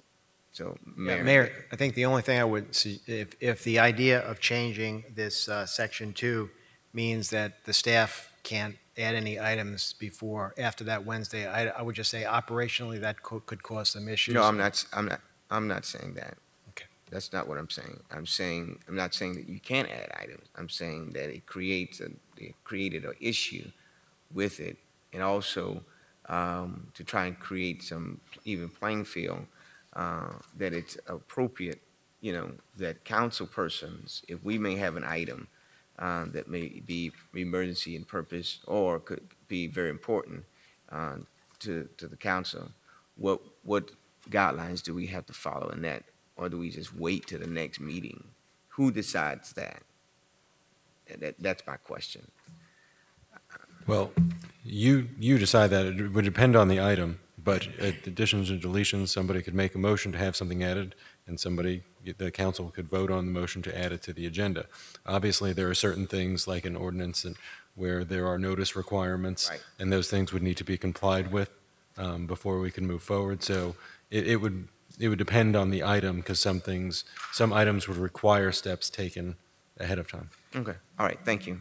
That's just one thing. Thank you. So I think that would be the fail-safe, is if on the day of the meeting, if you wanted to add something, if a majority decided on that, then you'd be able to do that under the existing rules. Under existing rules. Okay. How do we clean up this, Mr. Mayor, to reflect the change that I brought out? Or is that something that the council would like to do, or keep it in its language, in its form that is kind of ambiguous? Well, I would assume, because it is a resolution, we would need to have a motion put on the table. Correct me if I'm wrong, Mr.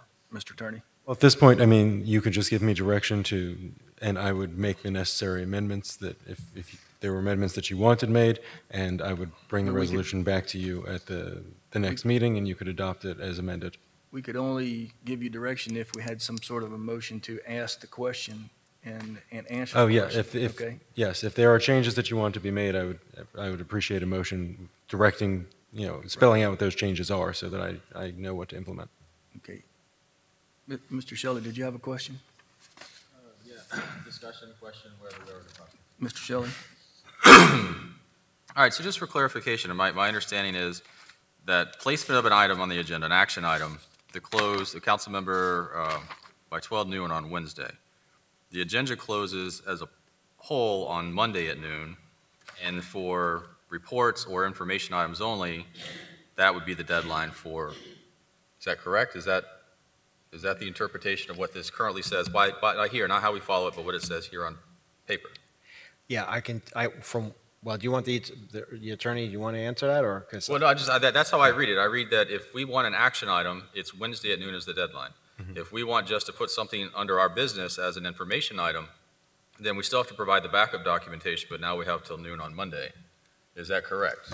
That's what the resolution provides, but I think that operationally it is problematic for that day, because the agenda will be printed on Friday before, so any information that you were to provide on Monday would not be on the agenda. It would have And to also, be there was supplemented. discussion, when you all adopted these rules, there was discussion about when would be the deadline for submitting the paperwork to the staff, and after some discussion, the consensus was the Wednesday, so the staff would have enough time to process it.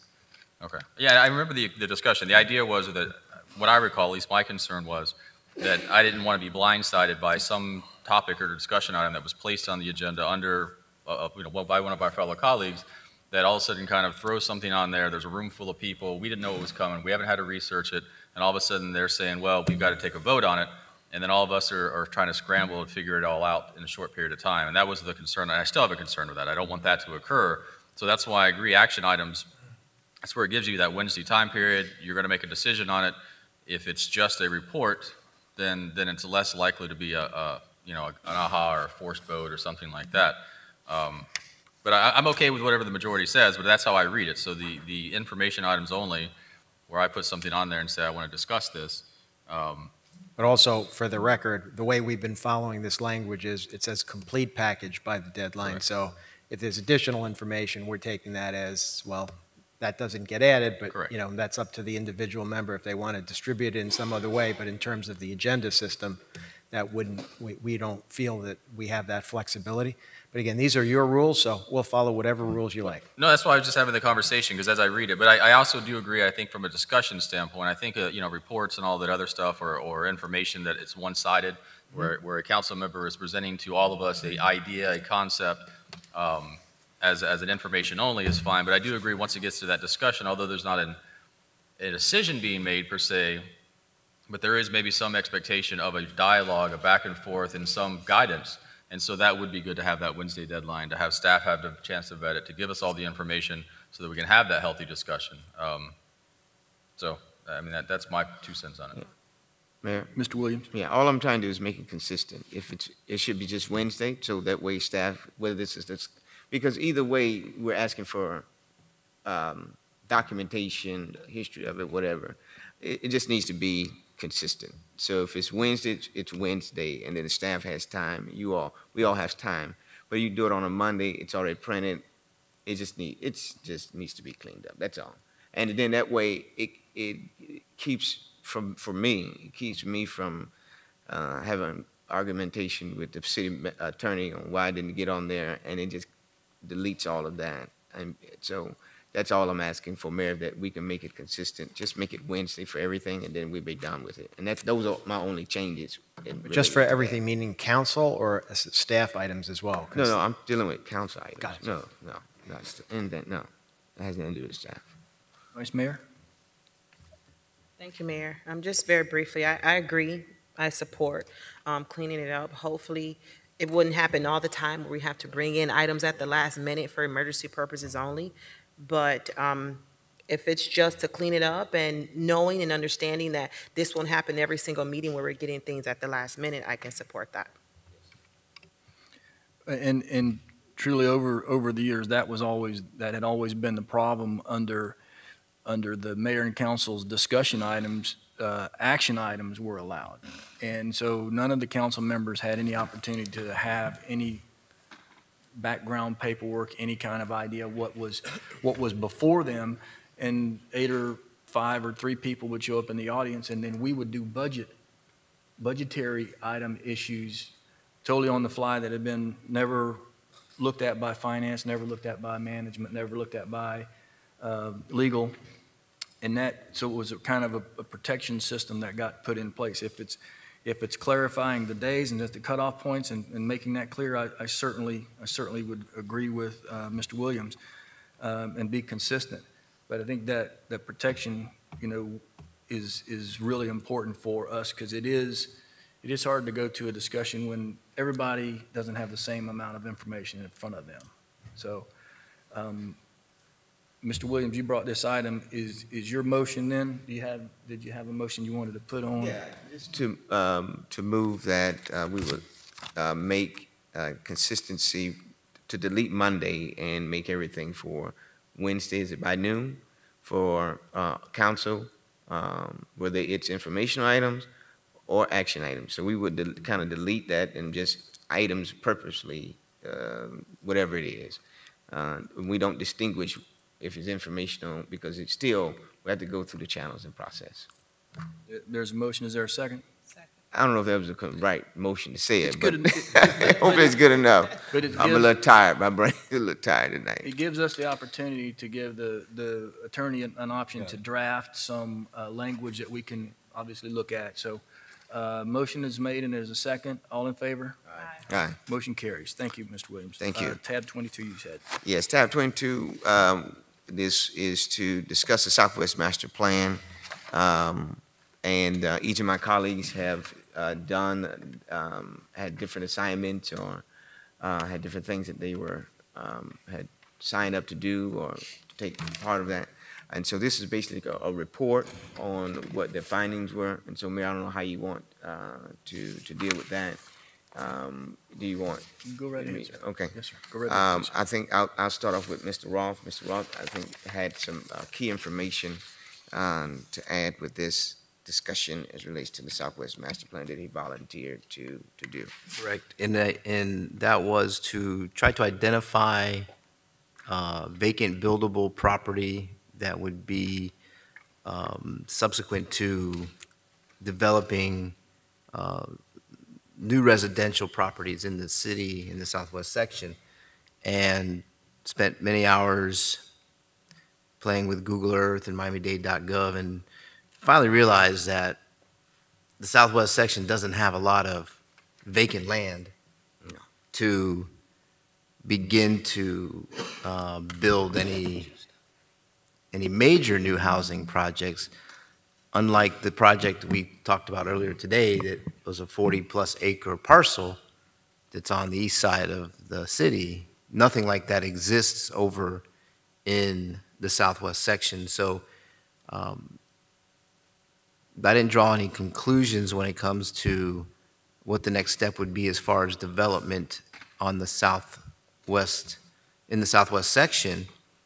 But it did open my eyes to say that there isn't a lot available when it comes to the residential aspect of it, and creating some new housing opportunities for future Southwest residents. So that's the challenge in the Southwest section as far as the residential aspect of it goes. There's a lot of infill lots. There's a lot of, you can do little things here and there, but there's just nothing that would, in my opinion, change the entire scope of the Southwest section in housing, so to speak.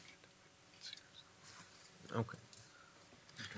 So I guess the issue is, then does the plan become relevant if there's no buildable and it deals with the Southwest neighborhood master plan. So if there's not enough land to do anything with, is the plan relevant at this point in time? And I think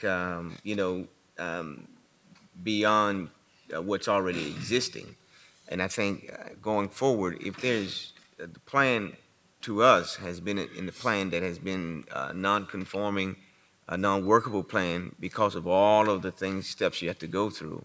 And we have, if in your research and your survey, which I clearly identify with, there is no buildable lots for any kind of projects other than a 3-acre, 4-acre parcel where the old shotgun houses used to be.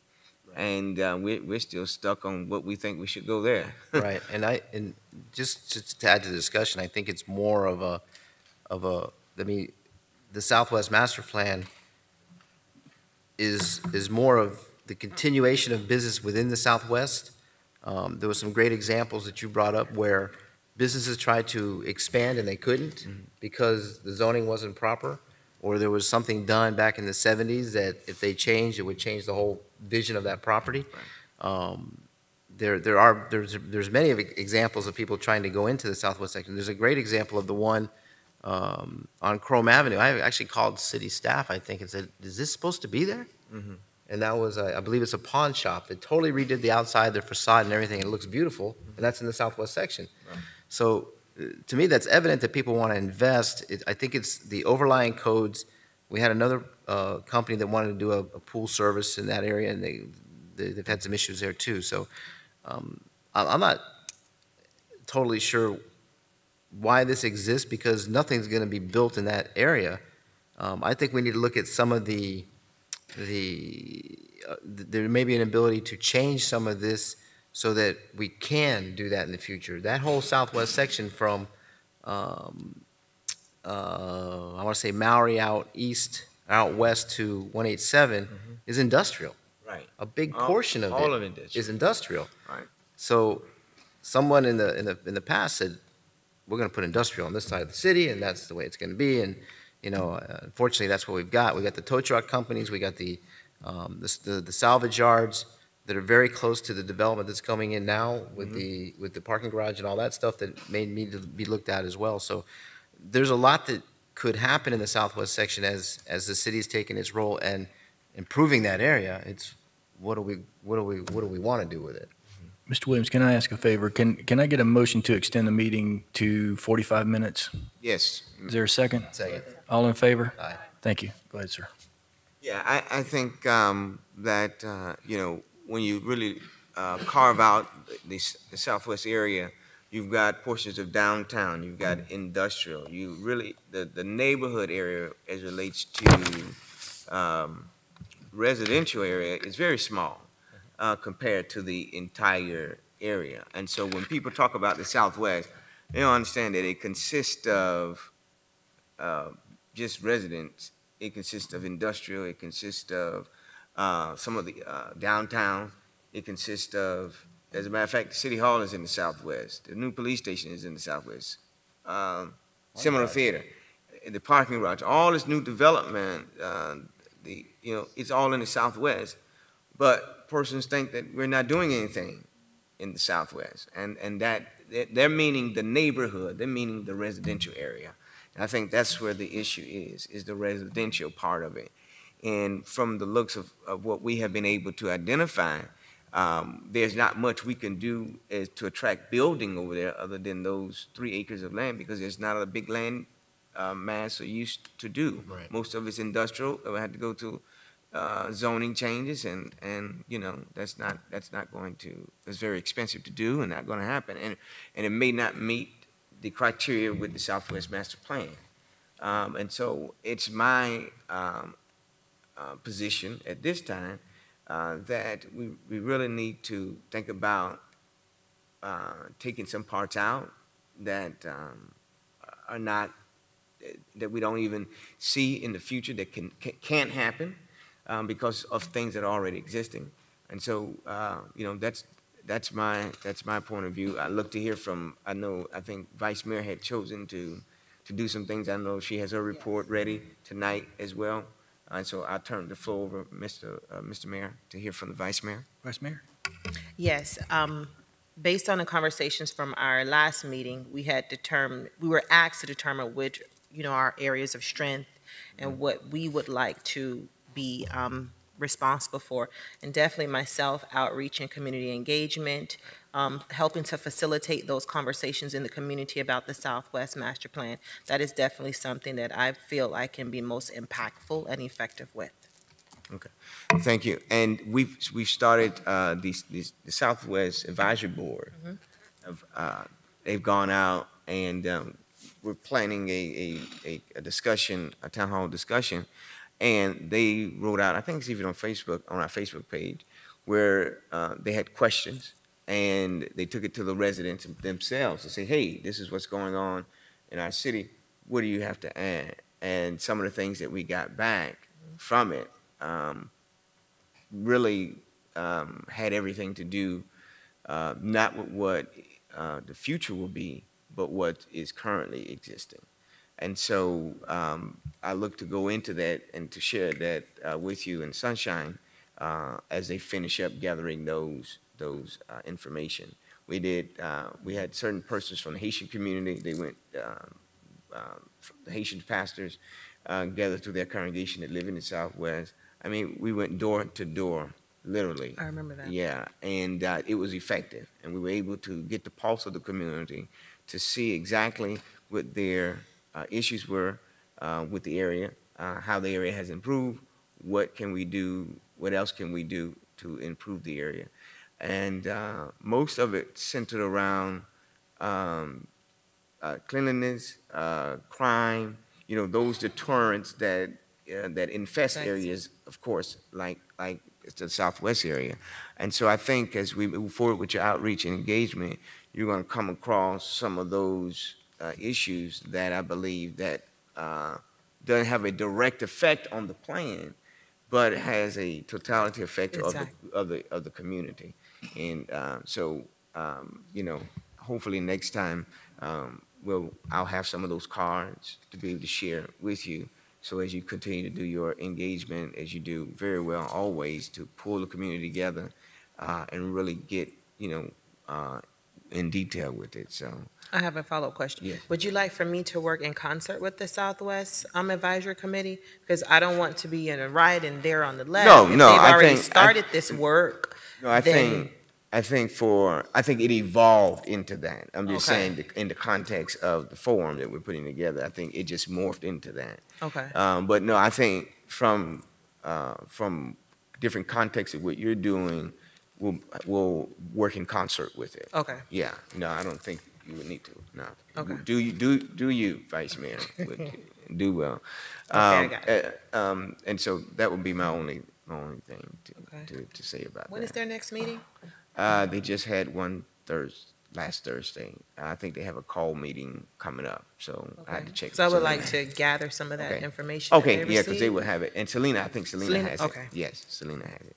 So it's open. Okay. You get the vice, I'm sorry, Ms. Vice Mayor, is that it? That was it? Yes. Thank you. Can I get Mr. Shelley? Yes. Mr. Shelley? Thank you. Yeah, unfortunately, I missed the workshop that we had. I was out of town that night, so I didn't get to engage in the discussion. But to piggyback on some of what I'm hearing you discuss tonight, I think that what you may be finding or what we're finding is that, the Southwest Master Plan, although the idea was good and that they were going to create a very beautiful, aesthetically pleasing neighborhood, what they actually ended up doing was making it so difficult to bring investors in to actually build, because it costs a lot of money to build those big, beautiful renditions that they have in the Southwest Master Plan. And so it became not an encouraging investment, but it actually did the opposite and discouraged investment. And one of the things I think we've all found since we've been sitting up here is that most every project that has come before us that is in the Southwest Master Plan, we essentially waived the entire Southwest Master Plan to allow them to then build it. And which broached the question, well, why do we even have the South, which led to the workshop, which led to the discussion you guys are having, and that I missed, unfortunately, to have. But I do agree. I think that we need to look at removing parts or all of the Southwest Master Plans and potentially starting over with a focus not on the aesthetics, but on the actual substantive nature. How do we encourage that investment, and how do we make the Southwest where we want the Southwest to be for the residents who are there? What are their interests as you're doing the outreach, and what can we do as government officials to encourage that through other means or legislation or otherwise? And so I'm glad to hear that the path this is going, but I wholeheartedly support removing some or all of the Southwest Master Plan and doing something that's effective and not a barrier to investment in that community. Mr. Williams? Yes. I'm with you on that. I think it has become a barrier. And you're right, we've had essentially waived the entire, and also the demographics have changed. Ownerships have changed. And I think, those have to be taken into context. And I think at the same time, when the plan was done, it was done so long ago, by the time they finished with it, it was already outdated. So that's, and I think that has been an issue, that it's really an outdated, unconforming, unusable plan. And so I know at one point in time during the discussion that we said we did not want to throw everything out, but it comes back to this point, and after we do some more deliberation and discussion on it, it may come to a point to where we just may have to just delete the plan and really home in and focus on current things that are before us and before that particular area within our city. Mayor, if you allow me to ask our city attorney that deals with it, what happens if we decide later on to delete or plan or to do something different with it? What mechanisms do we have in place with this plan? So depending on the action that you want to take will result in procedures or steps that are going to be necessary to implement what you will decide. For instance, if you're looking to modify the map, make changes to the existing document and the existing structure, then that would entail two ordinances, one that modifies or amends the actual plan, and one ordinance that amends and modifies the code that implements the plan. So the two would go hand in hand. That would just be an ordinance that would result out of whatever workshop or whatever direction that you will tell staff or direct staff to do, the policy that you all would like to see. That would go to the Planning and Zoning Board for recommendation and then to you all for first and second reading. If you're looking to repeal either a part or the total plan as it exists, that needs to be carefully considered and needs to be studied and looked at with regards to, well, what's going to be in place if you repeal? Do you go back to what was originally in place early 2000 prior to the adoption of this plan? Because when you adopted the plan, you also implemented a future land use category for all of that acreage, as well as the zoning for all that acreage. So in addition to repealing the plan, you'd also have to rezone and future land use that entire area for your next step. And what would be the land development regulations that would be applicable? So simultaneously, while you would be repealing and modifying, you would also have to be adopting and applying new standards so that there's no gap in between the two. Okay. All right. Mr. Mayor, then it would be my recommendation then that which we have, once the council has given their full report on the items in which they see, it begs the question of what next, and portions of the Southwest Master Plan that we've had issues with, either to come out because they have been always the same issues. Maybe that could be part of remedying the issue. We know we can't fix it all, but we're trying to fix as much as we can without trying to always come back to adopt the Southwest Master Plan. And so hopefully at the next meeting, we will be able to have some more discussion on it. I view this as on the agenda for the next two meetings to have some kind of conclusion to the matter, and that we can go forward in. Well, I think you're all on the right track. I do want us to all be aware of what James just said, and what got us in this in the first place was we took such a big bite to this master plan, and the unintended consequences of what we did rippled for a very, very long time. So if there's a full out repeal, let's go into this thing with our eyes wide open and realize that the consequences that are created there could be as catastrophic as what we currently have.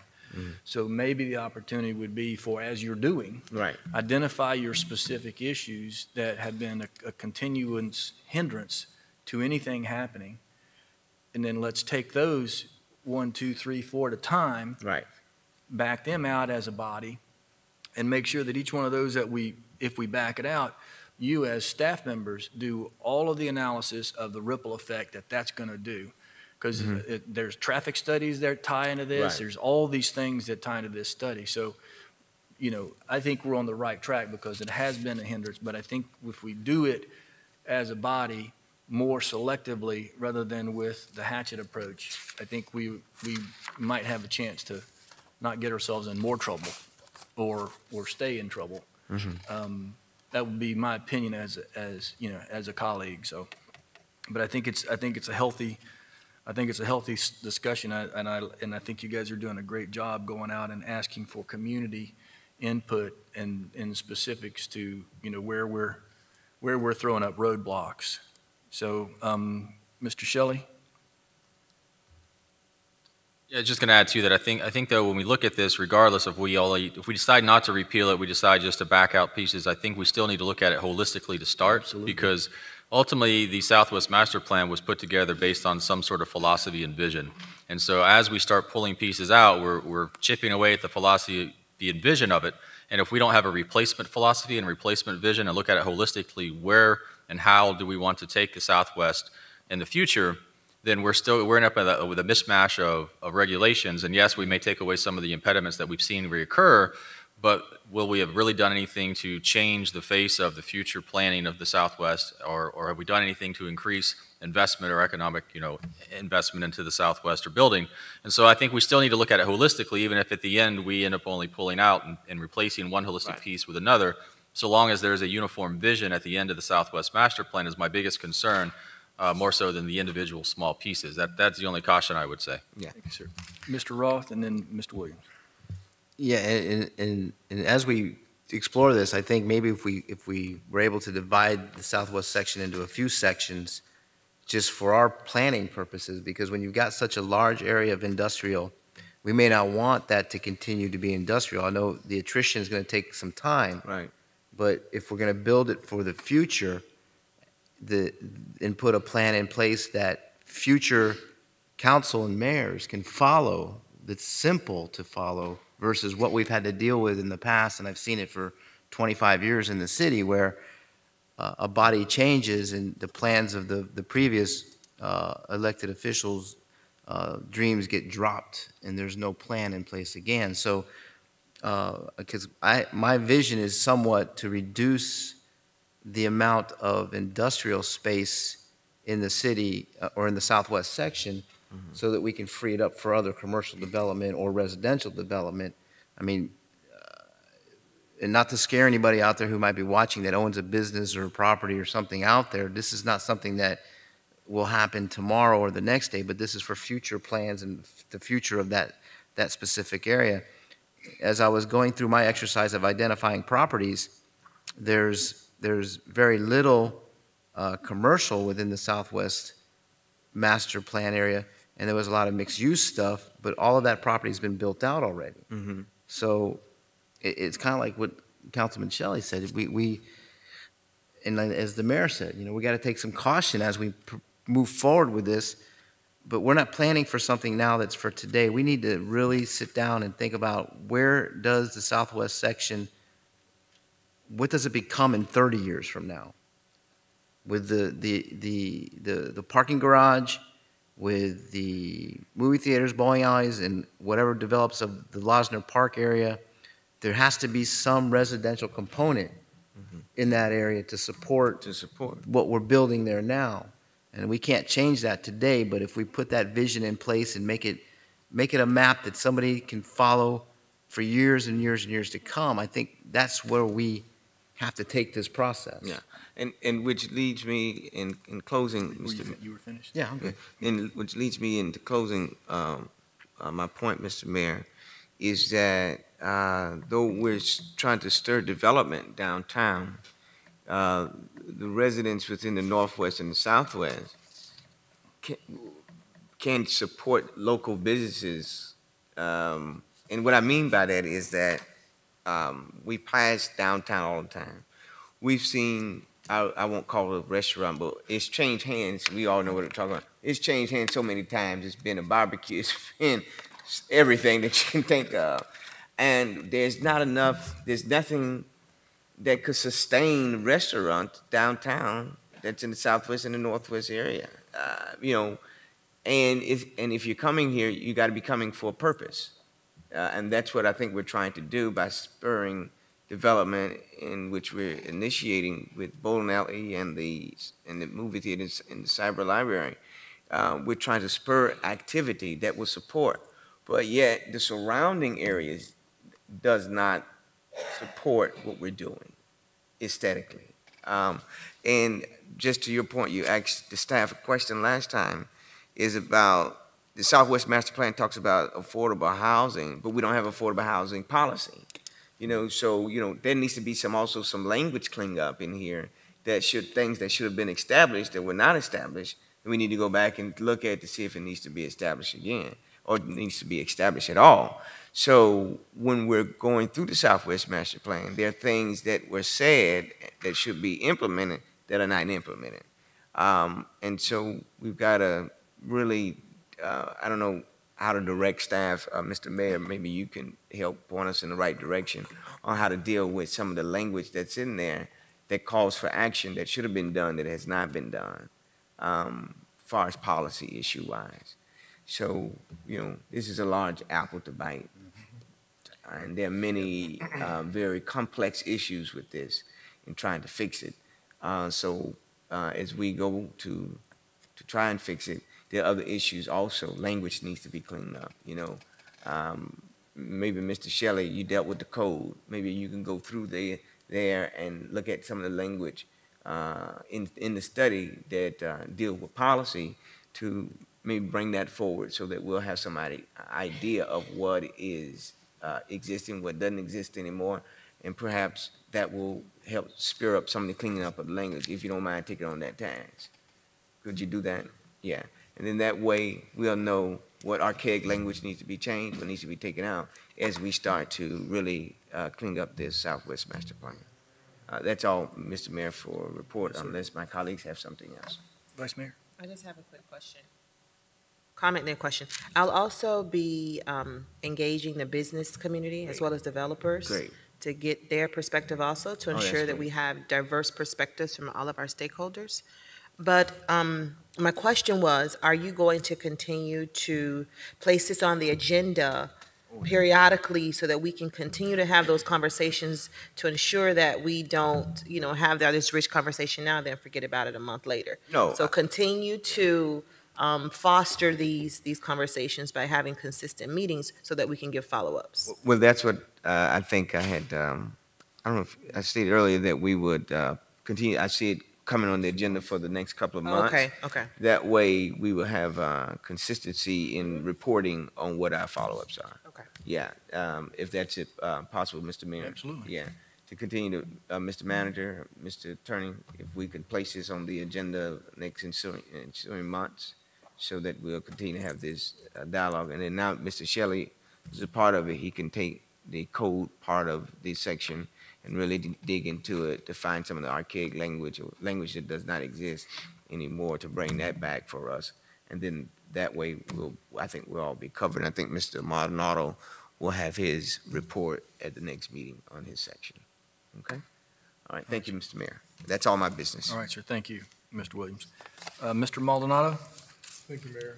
A few questions.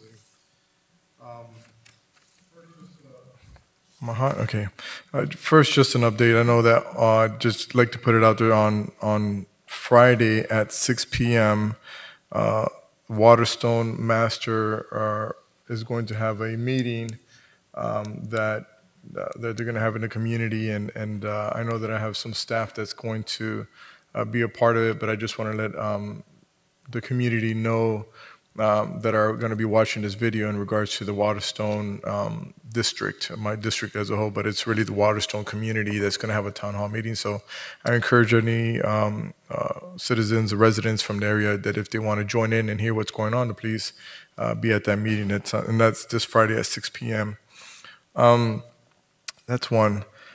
Second question, do we have a time frame on that ramp that's now being built and worked on? I happened to be driving at the moment that they were just crushing the trees, and I recorded it, and it was the sound of progress. And so I've already been asked a question, how long, time frame, when's it going to be done? So do we have any information in regards to that, Julio?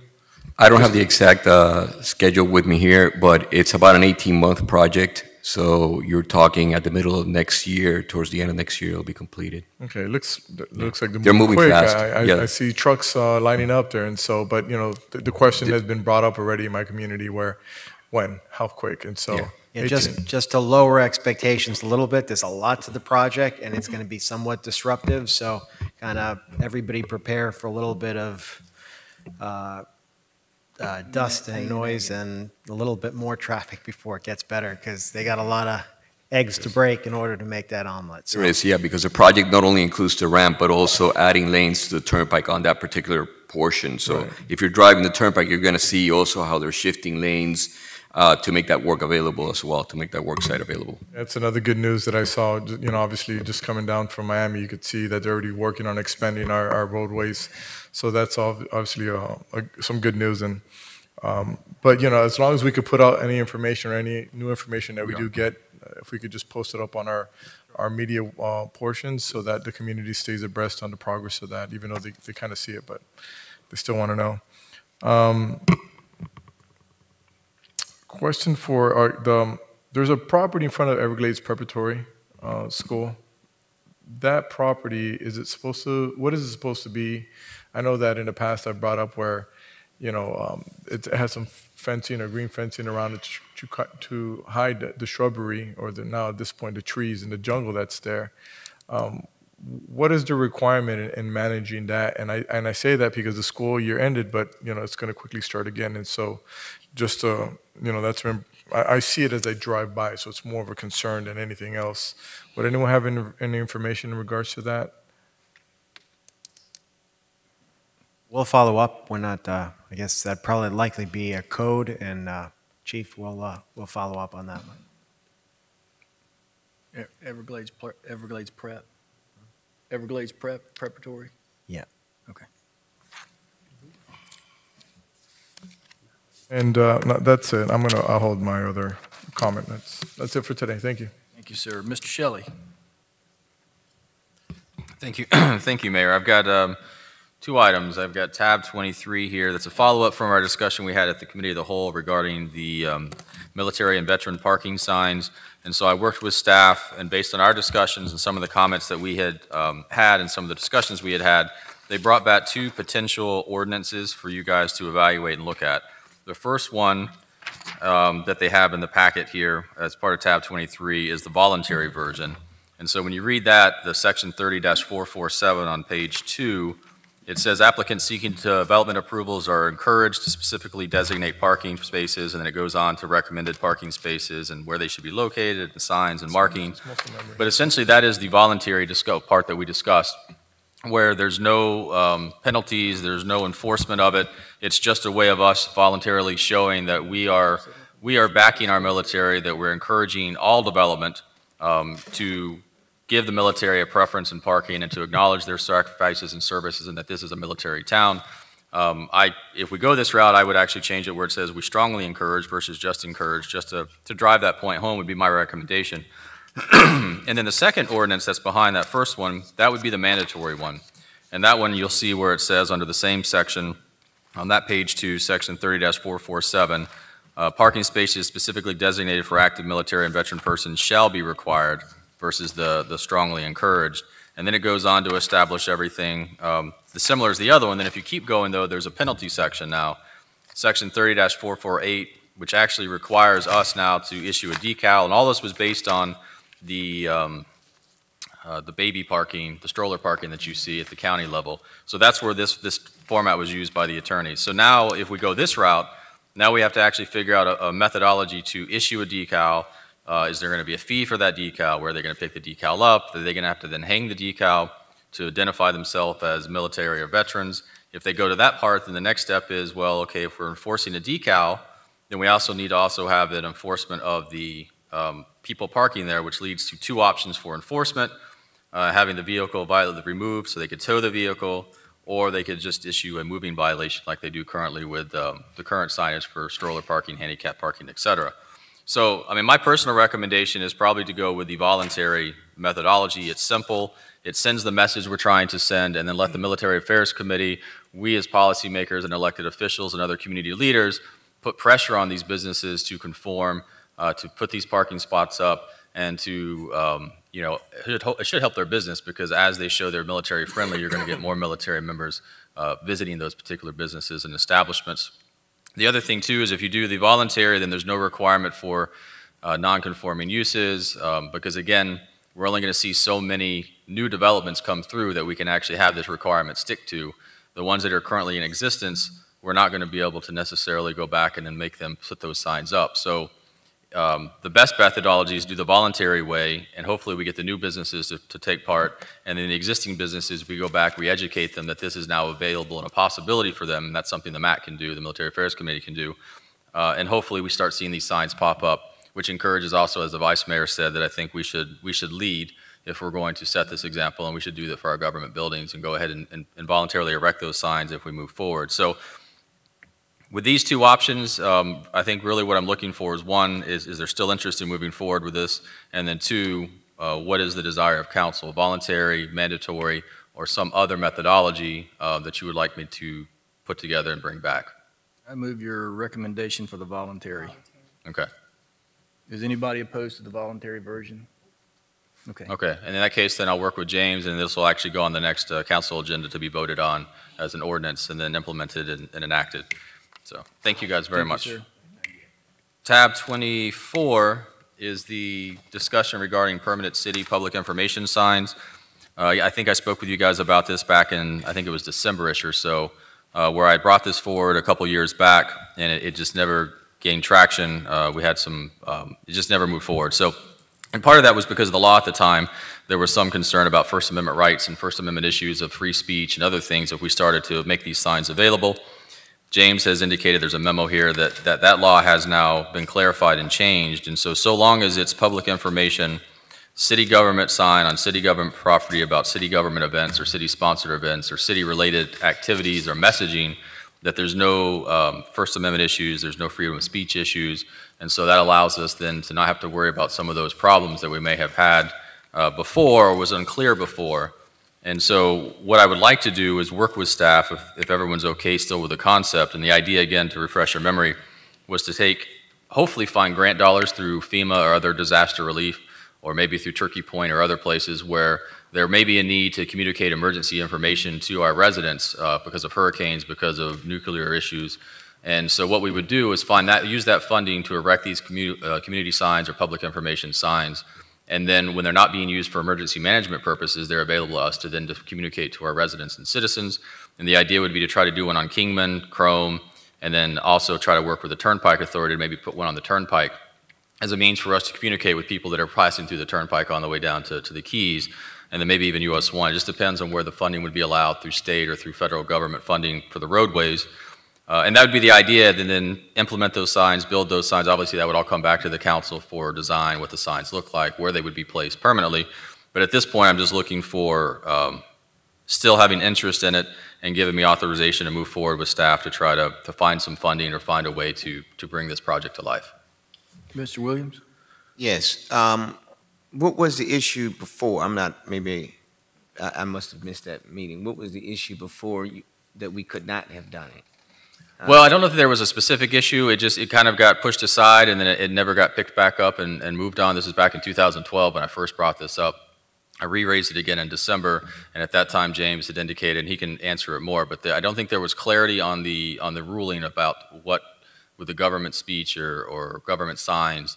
And again, this is limited. If the way it's proposed here is this is only going to be government-sponsored events, city-sponsored events, government information, official communication. If you start allowing, say, the not-for-profits like we have with the signs and other things to participate or to utilize the sign, now that opens up a whole bunch of free speech issues and First Amendment issues. So it will only be used for communicating with residents or persons passing through down to the Keys for natural disaster uses, and if those things are not going on, then what else could they be used for government? For July 4th events? Yes. Correct. July 4th event, downtown Christmas tree lighting, Martin Luther King Day, anything that's a city event or city-sponsored event. So city-sponsored, teams up with Main Street, or one of us has an event that is a government entity event, sponsored event, primarily government function. Those become okay. I mean, James can further clarify. He's the attorney, but yeah, my issue, not issue with but to really clarify government use, to really clarify Correct. Event use. Say, because then it becomes problematic on whose interpretation of what could be used. So if you're saying one of our events that we sponsor could be a walk, could be, I want to really understand, because if you're going to bring it back, then I want that clarity to spell out if it's a council, and this is something that has morphed, the idea of, and this is why I have a problem at, and maybe it has something to do indirectly with your item, but it has something to do directly with how we operate. For instance, there's a difference in a council person event and a city-sponsored event. That needs to be kind of clarified, because certain persons only work if it's only a city-sponsored event versus a council person event or a council member event. And, I ran into that issue recently, and I was just blown back because I'm saying, we are City of Homestead. I mean, if we're doing an event on the city, as part of an event, then for me, I think all employees should work in that case. Then if it was a city event or my personal event, then I'll be putting out chairs because I'm not able to use parking recs, if we want to be technical about it. So I think those things need to be hashed out and clarified as relates to my event, your event, council member event, who handles the, putting the signage on. Does it come from the PIO? Does it come from your office? How does that work? And that's something that probably needs to be talked about. Yeah, correct. And that was not part of what I'm proposing here. What I'm proposing here is the broader, can we get a sign paid for and erected? And if we can, then we as council are going to have to figure out what the rules are related to that sign, because you run the risk that, does it become the, welcome to the city of Homestead by a council person or by a mayor exactly. And so that's not how I envision using the sign, but ultimately that's not my decision. That's a board decision. That's a policy that we'll have to make if we can find monies and find an ability to move forward and actually have the sign. Then we determine what actually goes on it. Is it only city events? Is it only whatever it might be? And we have to set the rules and then implement who follows that. So that's a whole nother discussion to be had if we're successful. But first, my thing is I'm asking, is this something that interests you as a way of communicating with residents? And if so, give me the ability to then work with staff or direct staff to expend energy on trying to find grants that cover this or other means to get the signs moving. And then obviously along the way, it comes back to council for decisions. So. Sure, you have mine. Anybody opposed to Mr. Shelley moving forward? Mr. Maldonado? Just a question. Have you done any research or have any information on the effectiveness of the signs? I mean, I know that we have some that the Parks and Recs have and our police have, and they're constantly in use. And I don't know if we take away from your use and some of the things that we're trying to do, and then obviously this would definitely be a great idea. That way it frees up their resources and their signs. And so, but I just want to know if you had any other information on with technology today and the ability to maybe another system that puts out, information through text or through social media that's more effective in reaching our residents. Is that maybe another way or that we could also either add on to what you're doing? Correct. And because I think at the end of the day, it's about getting that message across to our residents, So I think the easiest thing is put signs throughout the city and they can see it. Hopefully they pass by and see it, but what about those who don't? And so I bring up that question, concern, or thought that what else can we do if you're going in this direction and getting signs? Can we also look at other means of getting that information out there? Yeah, and I agree. I think it's not the end all, but I think it's a part of. I mean, I don't have any studies or statistics. It's something I definitely can see if staff can look into for me. But I do know, like when you go to MIA, that giant billboard they have there as people are coming and going is pretty effective. I mean, I see it and I go, wow, I didn't know we had that going on, or I didn't know that was so-and-so month. So I do know they are effective if done right and placed correctly. But I don't think on their own they're the end-all answer. I think there are other means that need to be supplemented with what we're already doing to reach our residents. But I do know that we've used the little electronic signs for early voting, election day, and all of that, and they're placed in some corner, and they're really hard to see unless you're looking for them. And so this would be one that would be more a pretty sign. It wouldn't just be a basic sign. I mean, if you go, I think an example of, or where I came to the idea of, is if you go down US 1, Florida City actually has something like this, that big marlin that's sitting in the middle, like a stone, not stone, but metal created looking marlin right in the middle of the road. They never have it on, it's always off. But that's where I got the idea from, was wouldn't it be great if they started using that to communicate with people that were coming to the keys? And so obviously it's primarily for emergency management purposes, that's why it's there for evacuations. But we could do the same thing, but then when it's not being used for evacuations, put it to good use. And so it would be one for hurricanes and other ways of communicating natural disaster communications, but then utilizing it as a backup because it would already be paid for other funding sources. Well, I would encourage that as you, I'm sure you would get the support of this council and moving forward on this item, but I would encourage you to find other means as well of providing this information that has to do with technology. And so, just kind of a layer. I mean, since you're doing that, you might as well look into some others if possible. Okay. Just encouragement, that's all. I'll take on this one, but I'll let staff work on that other part as well, because I think that's that they can look at it and see, you know, through PIO's office, through the manager's office, you know, how can they supplement and duplicate the messaging through other means. And I think you're right. I think it has to be from multiple sources. So. Thank you. Any opposition to Mr. Shelley moving forward? Nope. Okay. Last item. I know we're hurrying, but I do want to follow back up with the discussion we had tonight, and we've had it multiple times before. And again, I don't think there's an easy answer. There may not be any answer, but I do know that we've encountered at least 2 or 3 MRU zoned properties for multifamily condos, townhomes, and development is starting up again. And so as a result, we're seeing more of these come back before us that have been dormant for 8, 9 years. And so we haven't had to deal with this issue of, well, how do we not approve more density in our community? Because I think that was one of the things when we all ran for election, or most of us up here ran for election years ago. That was one of the big points at that time was density and multifamily housing and single. And so by attrition and by the market collapsing like it did, we never really had to. We had a couple issues where we faced it, but for the most part, it lay dormant. But now it's back because development's back, and you're seeing that the demand now and the desire from a lot of these developers is to build these multi-unit houses. So I think that if we really want to try to find a way to mitigate that and to find a way to slow that down, we're going to have to be proactive about it. Because otherwise, what we're going to do is every time these items come before us, we're going to have a similar conversation.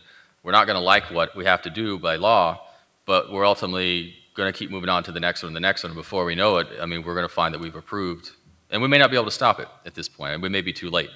But I just think it's something that I would like to try to find a way to at least look at. And this is, again, it's a complicated issue through development services and the city attorney. But I would like to see if we can spend some resources or some time to find some options, if any. So just as a food for thought, just because it came up again today, and I know we had the same exact conversation a couple months ago when we had that parcel over there near Northgate, the same thing. I mean, it was how do we not approve it? And the answer was, well, you really can't. They have a right. They're property owners. They bought the land for a purpose. They're in the queue, and so you can't just take away their property rights. But as was stated earlier by Councilman Roth and others, how is that now affecting our quality of life? And do we still want to live here if the roads are going to be congested and all the other problems that have come?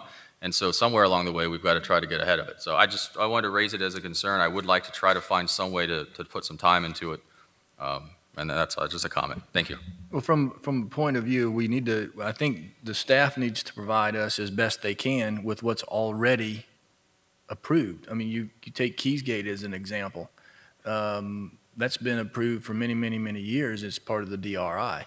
So, I mean, if we're looking at pre-approved already in the pipeline, just waiting for the process to proceed, if we've got 10,000 units, then that's what we've got, you know? And so I think that's a key to where we really are, because a lot of that has been for many, many, many years already set up. I mean, if I was talking to the manager the other day, and if you look at what's happened in Keysgate over the years, the density has dropped dramatically from what it was originally allowed to be, because councils over the years have just said that's just too much, too much, too much.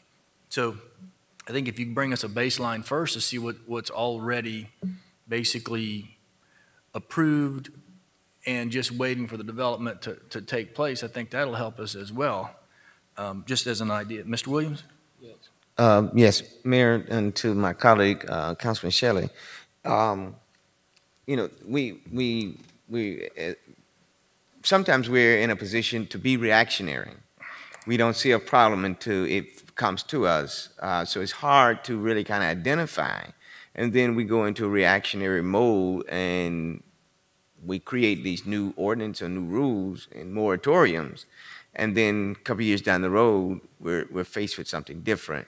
And the number one issue that everybody talks about unanimously on the dais when these things come is traffic. We're a popular city. People like to move here. I mean, it's hard to control the growth if Homestead and the South End or South Dade is the last frontier of land. And yet, we try to be everything to everybody, and it's very difficult to be. And it's hard to say no, especially when you have a product comes before us that that we don't have enough of, or we don't have any of. Take, for instance, tonight, market rate rentals. We don't, I mean, it's non-existing.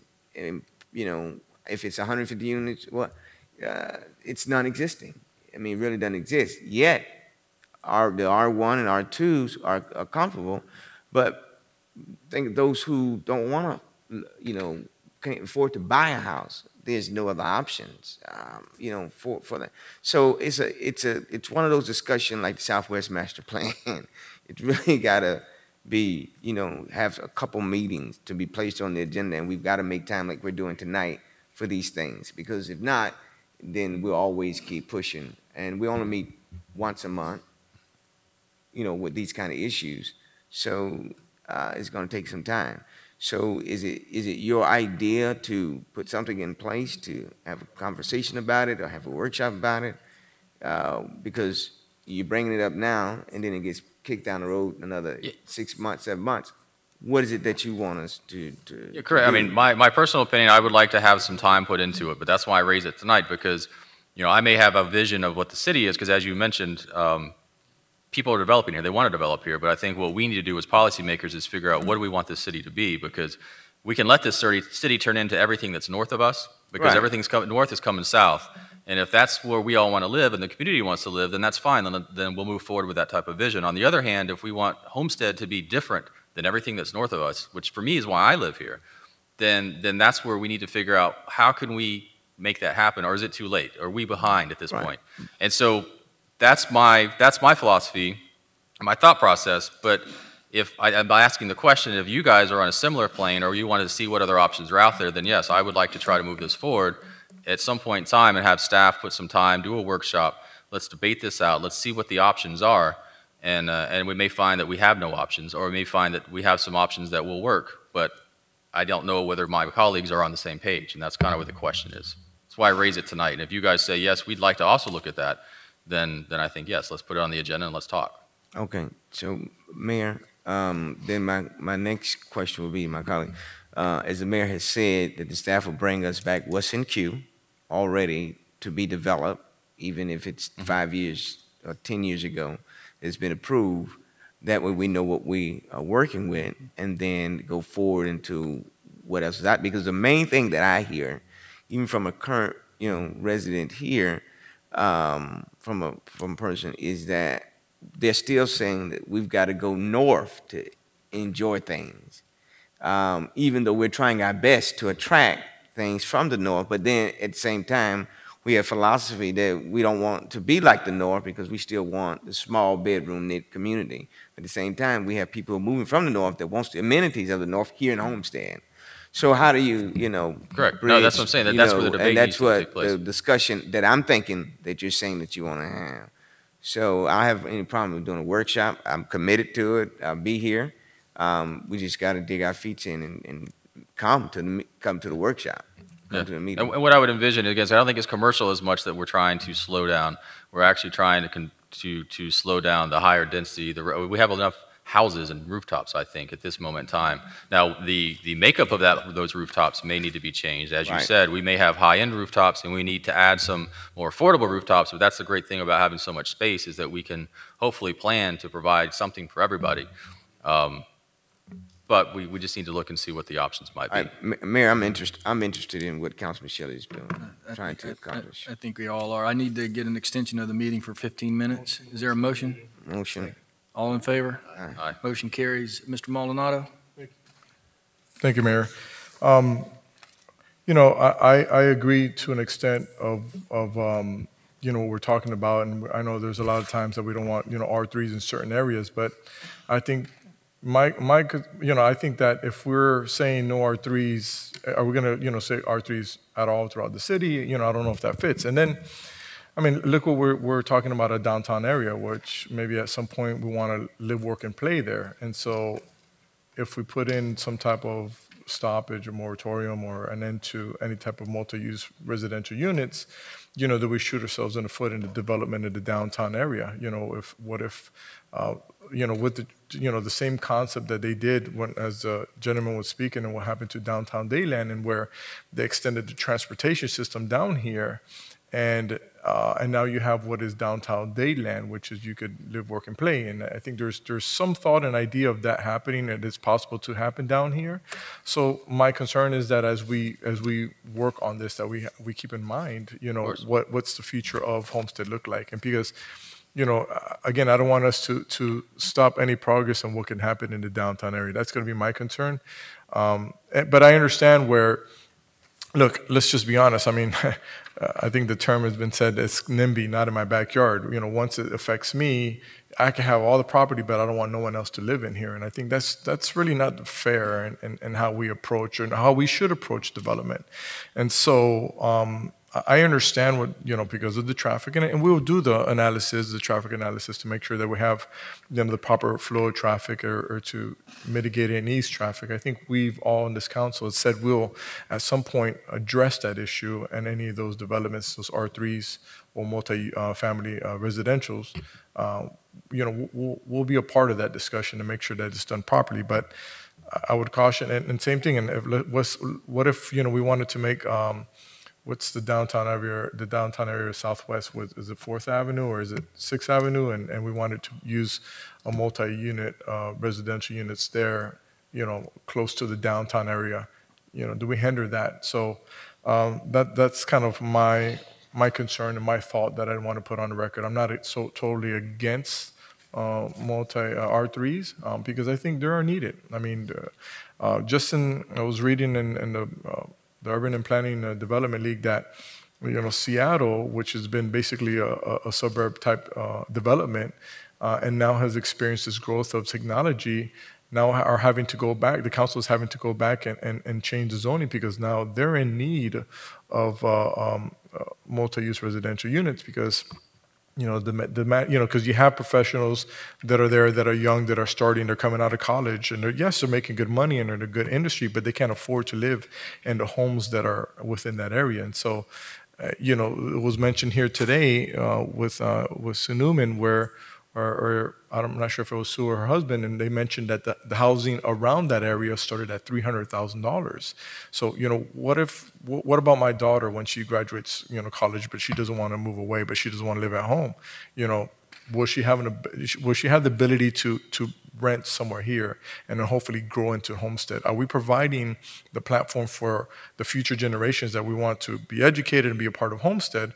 Do we give them a place here? Do we say, sorry, we don't want multi-use residential units, too much traffic, and you got to go to Miami, which is unaffordable?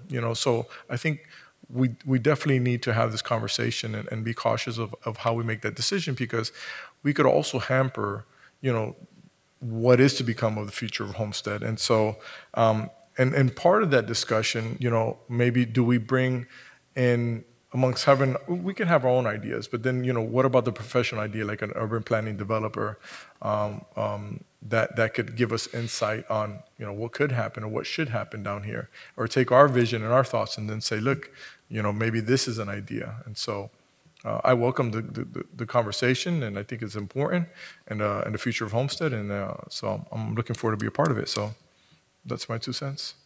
Can I just make a comment? Let's talk about development, but let's not use the word moratorium, because that sends a really bad signal to everybody no one outside likes the community. moratoriums. So, Yeah. moratorium on the meeting. Don't extend it. Move it. Mr. Shelley, anything else? No, that's all. Thank Vice you, Mayor. Thank you, Mayor. Got you. Am I on? I'm trying to get you on. There you go. Thank you. Actually, my reports can wait until next month because I know it's late, but I do want to recognize one of my Education Committee appointees, Ms. Brandy Ramirez. Thank you so much for being here and staying this late. Brandy brings a skill set that we definitely need to our Education Committee. She works with the Homestead Housing Authority, and they work with our migrant population. So I'm excited to have her expertise on the board. I'm always a proponent of residents being on the board. I have one appointee who's not a resident, Ms. Kimberly Becking. Her husband is a Command Chief Master Sergeant for the 482nd Fighter Wing, Homestead Air Reserve Base, and she has done extensive work with high school teenage females who find themselves as teenage moms, and we definitely have that here at some of our high schools, and she would be a great asset to our community. So I ask my colleagues to move forward the appointments of the 3 that I have here tonight. Thank you, Mayor. And go ahead, and you have your other 2. Ms. Passmore? Yes, Ami Passmore, she's from the healthcare industry, and she's going to be very instrumental with the work that we're going to engage with Mass at Homestead, which is a medical magnet. My goal was to form a board that is very diverse, not just educators who bring various perspectives to the committee, and I'm excited that we are rounding out our board with high potential residents in the community to help us with the work that we're doing with our schools. Thank you. Anything else, ma'am? Nope. Mr. Maldonado, did you have a? Go ahead. Yeah, I was just going to do the same thing. I wasn't sure, I didn't know that she was going to be here for an appointment, but I wanted to recognize her because she's one of the directors for our Homestead Housing Authority. And I used to work in that area a long time ago, so I just wanted to recognize her as well. I didn't know she was here on your item, but I'm happy to hear that you're now part of that great team. I will say to the three that are still here that are asking to be appointed to the boards, I want to say thank you. It's been very difficult for us to fill board positions. It's been hard. And so for your commitment to do these things for the community, we appreciate it. Dave, you're sitting out there, Mickey out there, and you're all crazy. Yeah, and just the fact that you guys are still here, I think you're automatically in. But it's awesome that you are participating. This is it's your government. It's our government. But so we have the Education Committee appointments. We have 3 Planning and Zoning appointments. It's Chad Cabrera, Mr. Lowens, Dave Lowens, Amy Spadero. We also have request to put Mickey McGuire. He doesn't know anything about historic anything. To be on our Historic Preservation Board. Is there a motion to appoint these people? Is there a second? Second. Mr. Williams? Yes. Mayor, let me ask you a question about the Planning and Zoning Board. Mhm. What actually, I know they require different spots. Are these just regular spots or are some of the spots for different area of expertise? There is a recommendation to try to find people that are in certain fields, attorneys, contractors, realtors. This was just a list of the folks that kind of hit some of those marks, but we've also got some of the members that are on the board now have actually expired. So again, this is still an advertised situation. So with these appointments, would they be able to start having meetings? Yeah, this is definitely why we need these people on this committee. Yeah, because it's been a couple times that we couldn't get a quorum. I think it's been two or 3 months. Yeah, it's been 2 months. One person moved away, and then we had somebody that was ill and was having physical problems. So this gets us to where we need to be. To fill those aboard, to have consistency in people being able to show up. So. Okay. And these are all people who have, you said there's certain parts of expertise that are recommended. Well, Mr. Lowens has a skill set. Mr. Cabrera is part of he's got a contracting company. Mhm. Amy Spadero is just an activist in the community. She's just somebody like you and I. She has no real, so, but this is that mix of people that I think gives us. And the commitment to the book, because that's very important. Exactly. And we need people, look, it's a struggle. It's a struggle to do these things for nothing is really what you do it for. They know they're not going to get a pension now. Right. So anyway. I move it, Mayor. Yeah, I think it was moved and seconded. All in favor? Aye. Motion carries. Final thing is there a motion to adjourn? Is there a second? All in favor? Meeting adjourned. Thank you, everyone. Good night.